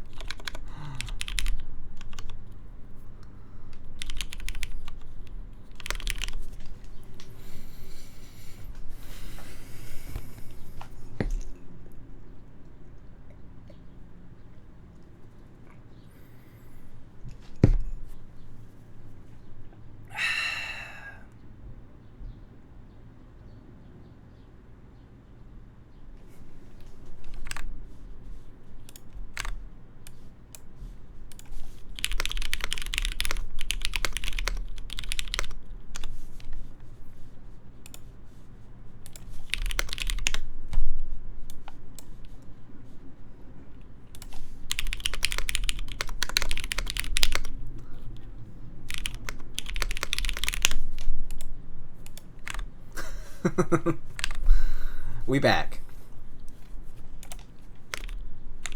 All right.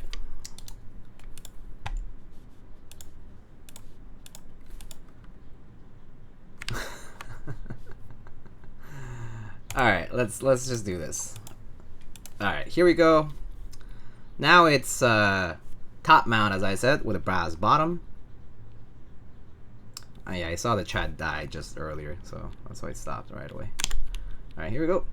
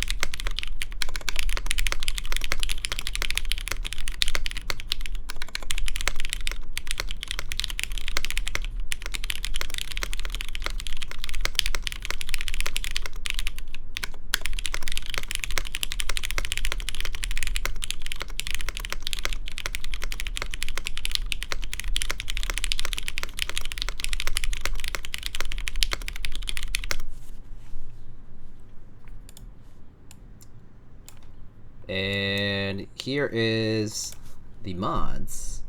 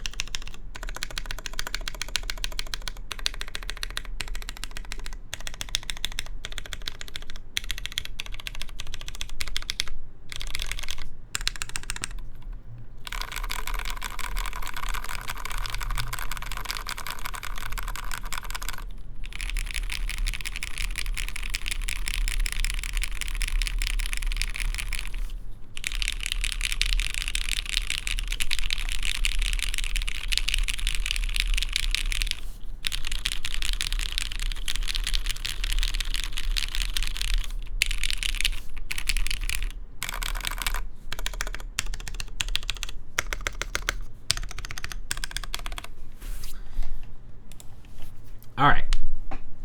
So that was top mount with the brass bottom. I actually don't think the brass bottom and the aluminum bottom have a huge difference. At least in this particular keyboard. I do think I prefer the weight of aluminum better than brass, to be honest with you. I think I prefer the lighter keyboard. For several reasons. This doesn't really have handles to hold on to, so if you're like lifting it, it feels too heavy. Feels a little bit kind of risky to lift up if you had to. As far as like, let's see, as far as like typing is concerned, I don't think the difference is huge for me to warrant getting a brass bottom. I think it's just like extra expensive, but like what you get out of it is not like a huge difference. I think it's okay without it. As far as the mounting systems, I prefer top mount, probably the best. Isolated top or top regular is either is fine. I think the difference is not gigantic. What I do like about this is what I like about top mount is that these row profiles kind of sound just vastly different. I actually don't mind this like more. You see how like this top row sounds a little bit more hollow than the rest because there's more like space. I actually like this sound.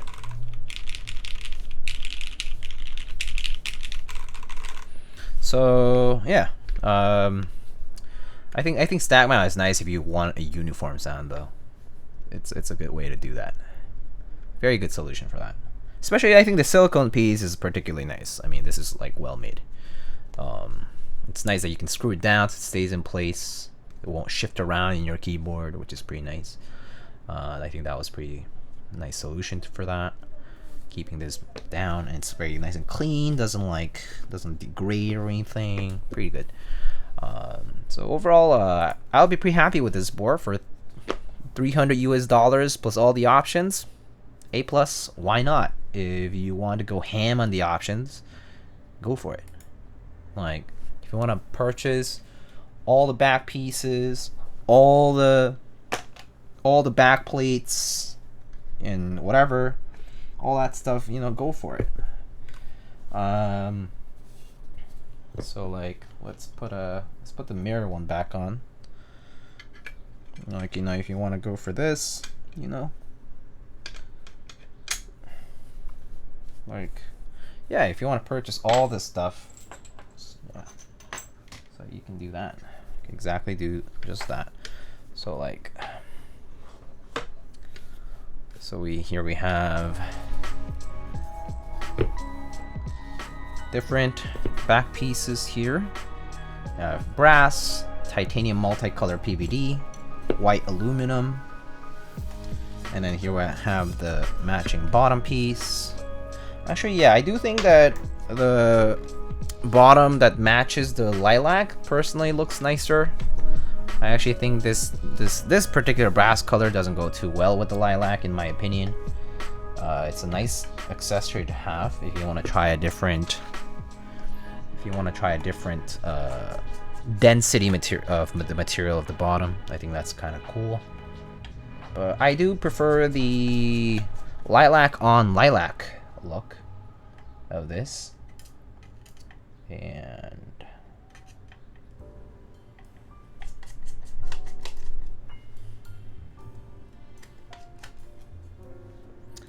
I actually think the multicolor back piece looks pretty nice on this particular lilac combo.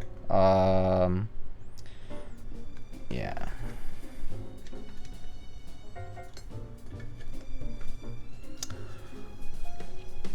Also, it's kind of nice. It's only 4 screws to replace the back. Yeah, I mean the back piece is also like not. I mean the accent piece on the back is also magnetic, so it's kind of nice that you have no screws required.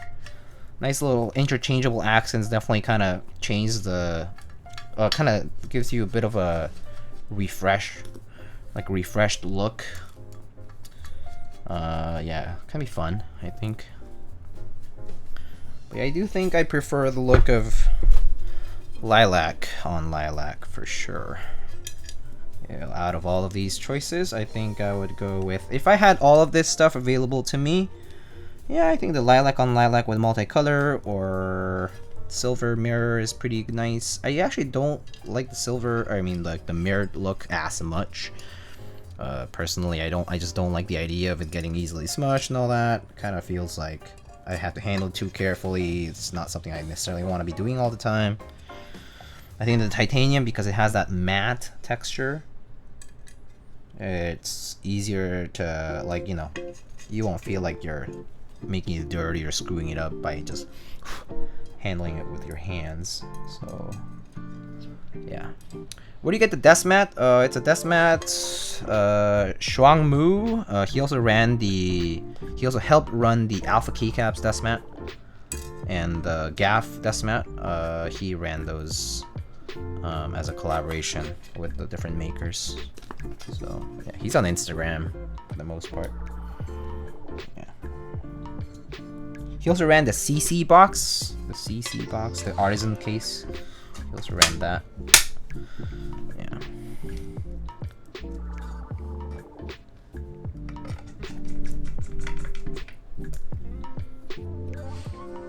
And Gaff Toys, yep, yeah. He's run like different accessories with various artisan makers.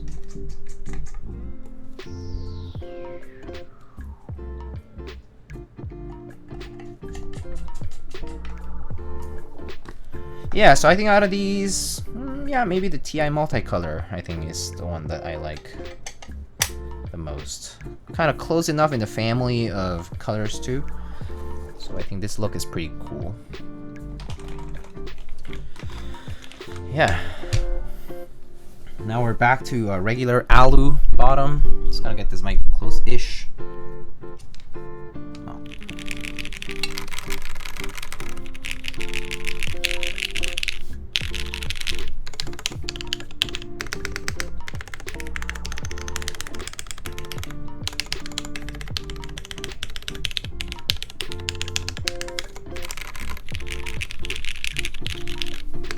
I don't think there's a huge difference in the sound, but there is some. Like I think it, like with the brass, kind of feels more, like a little maybe like less hollow, kind of like more like full. But yeah, JTK Hana does look very nice on lilac though. Yeah.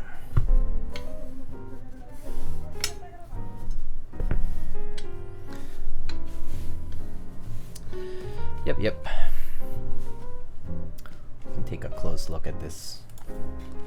So yeah, here is the mode 65 with multicolor titanium. Look at that little speck, it's annoying me. But yeah, here's it close up with JTK Hana. Very cute looking, very woo. Back. Look at that multicolor titanium piece. Very cool.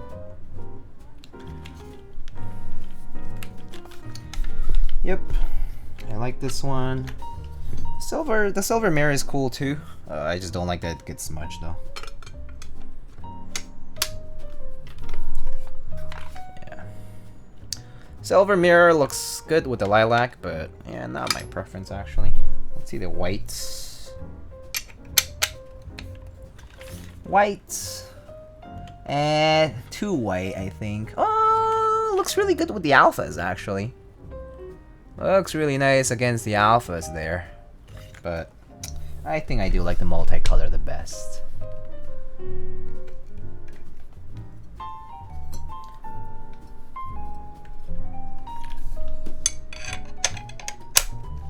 Yeah, this is it. I think this is the combo I would get if I got this. Very cute.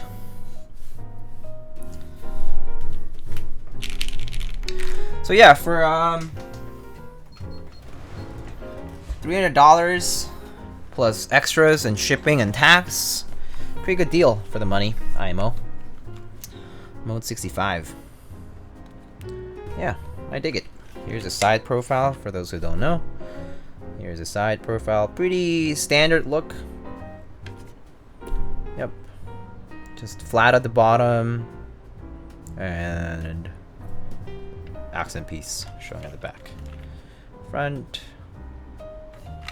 side again, and the back. Yeah, it's pretty neat.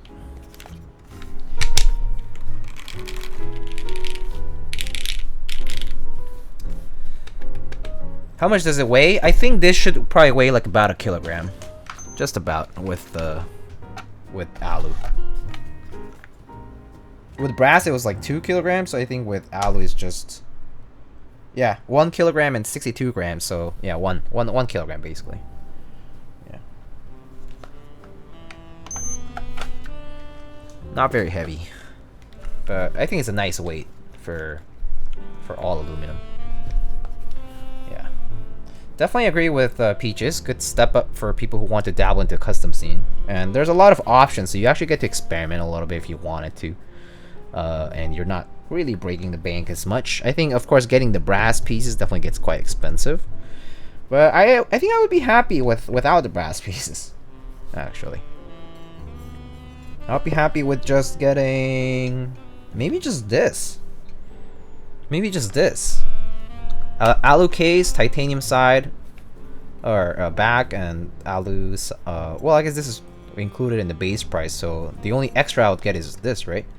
This and maybe the plate caps or whichever the extra stuff is. Yeah, so 350 plus shipping. Pretty good, IMO. Right? 3-4 month lead time. Yeah. I think it's pretty good.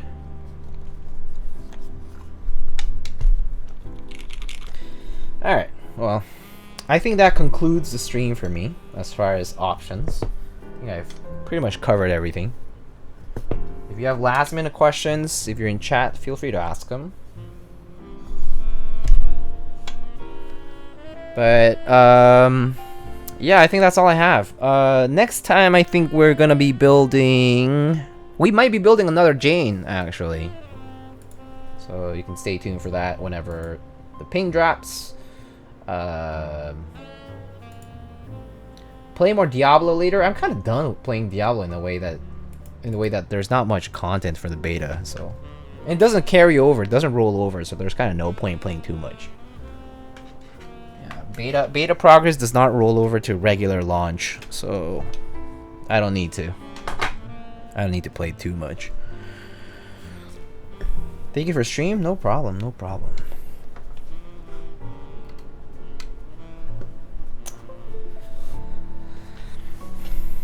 Alright, let's check who's streaming at the moment. I hope I didn't miss any subs. I don't think I did, actually. But yeah, there will be a, like, build-a-thon, sub-a-thon like event coming up at the end of this month slash first week of September, realistically, I would say. Or if I might do it on the weekend, start doing the morning and then go through towards the night. So yeah, more details I'll announce on my socials and whatnot. And yeah, you'll hear about it. Hopefully, I hope you can come by and support. I'll certainly appreciate that. But yeah, let's see who's streaming. We have Epsilon keyboards. We have Mech Merlin. We have Yura. We have DDD Klein. We could go raid FC. Haven't raided FC in a while, I think.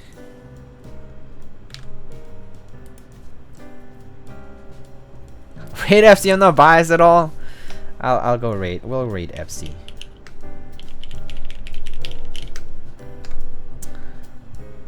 What is he building? Putting silent alpacas in alpaca housing still is putting silent alpaca stems in alpaca housing still Franken switching? No. The answer is no. Alright, here's the raid message. Silent switches suck.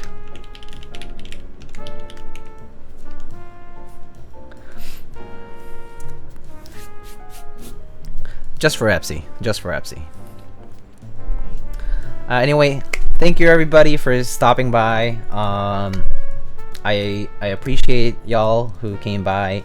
Thank you so much for sticking around for 4 hours. It was a long one, doing all these different options, but I hope you enjoyed it. I'll put the VOD up. It'll be up on YouTube maybe on, let's say Saturday, today, maybe on Tuesday or Wednesday. Yeah. But yeah, you'll see it then. And yeah, I guess I'll see you on the next one. Again, Equinox XL goes live tomorrow on the 15th. Oh, Keycode 265 Purple Edition, the purple unfinished purple is also going to be happening soon. So check out the Keycode server for that.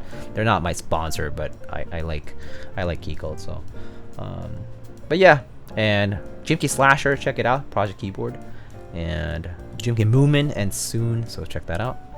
But yeah, I'll see you all on the next one. Yeah, just come by when the ping drops, and take care, friends. See you all.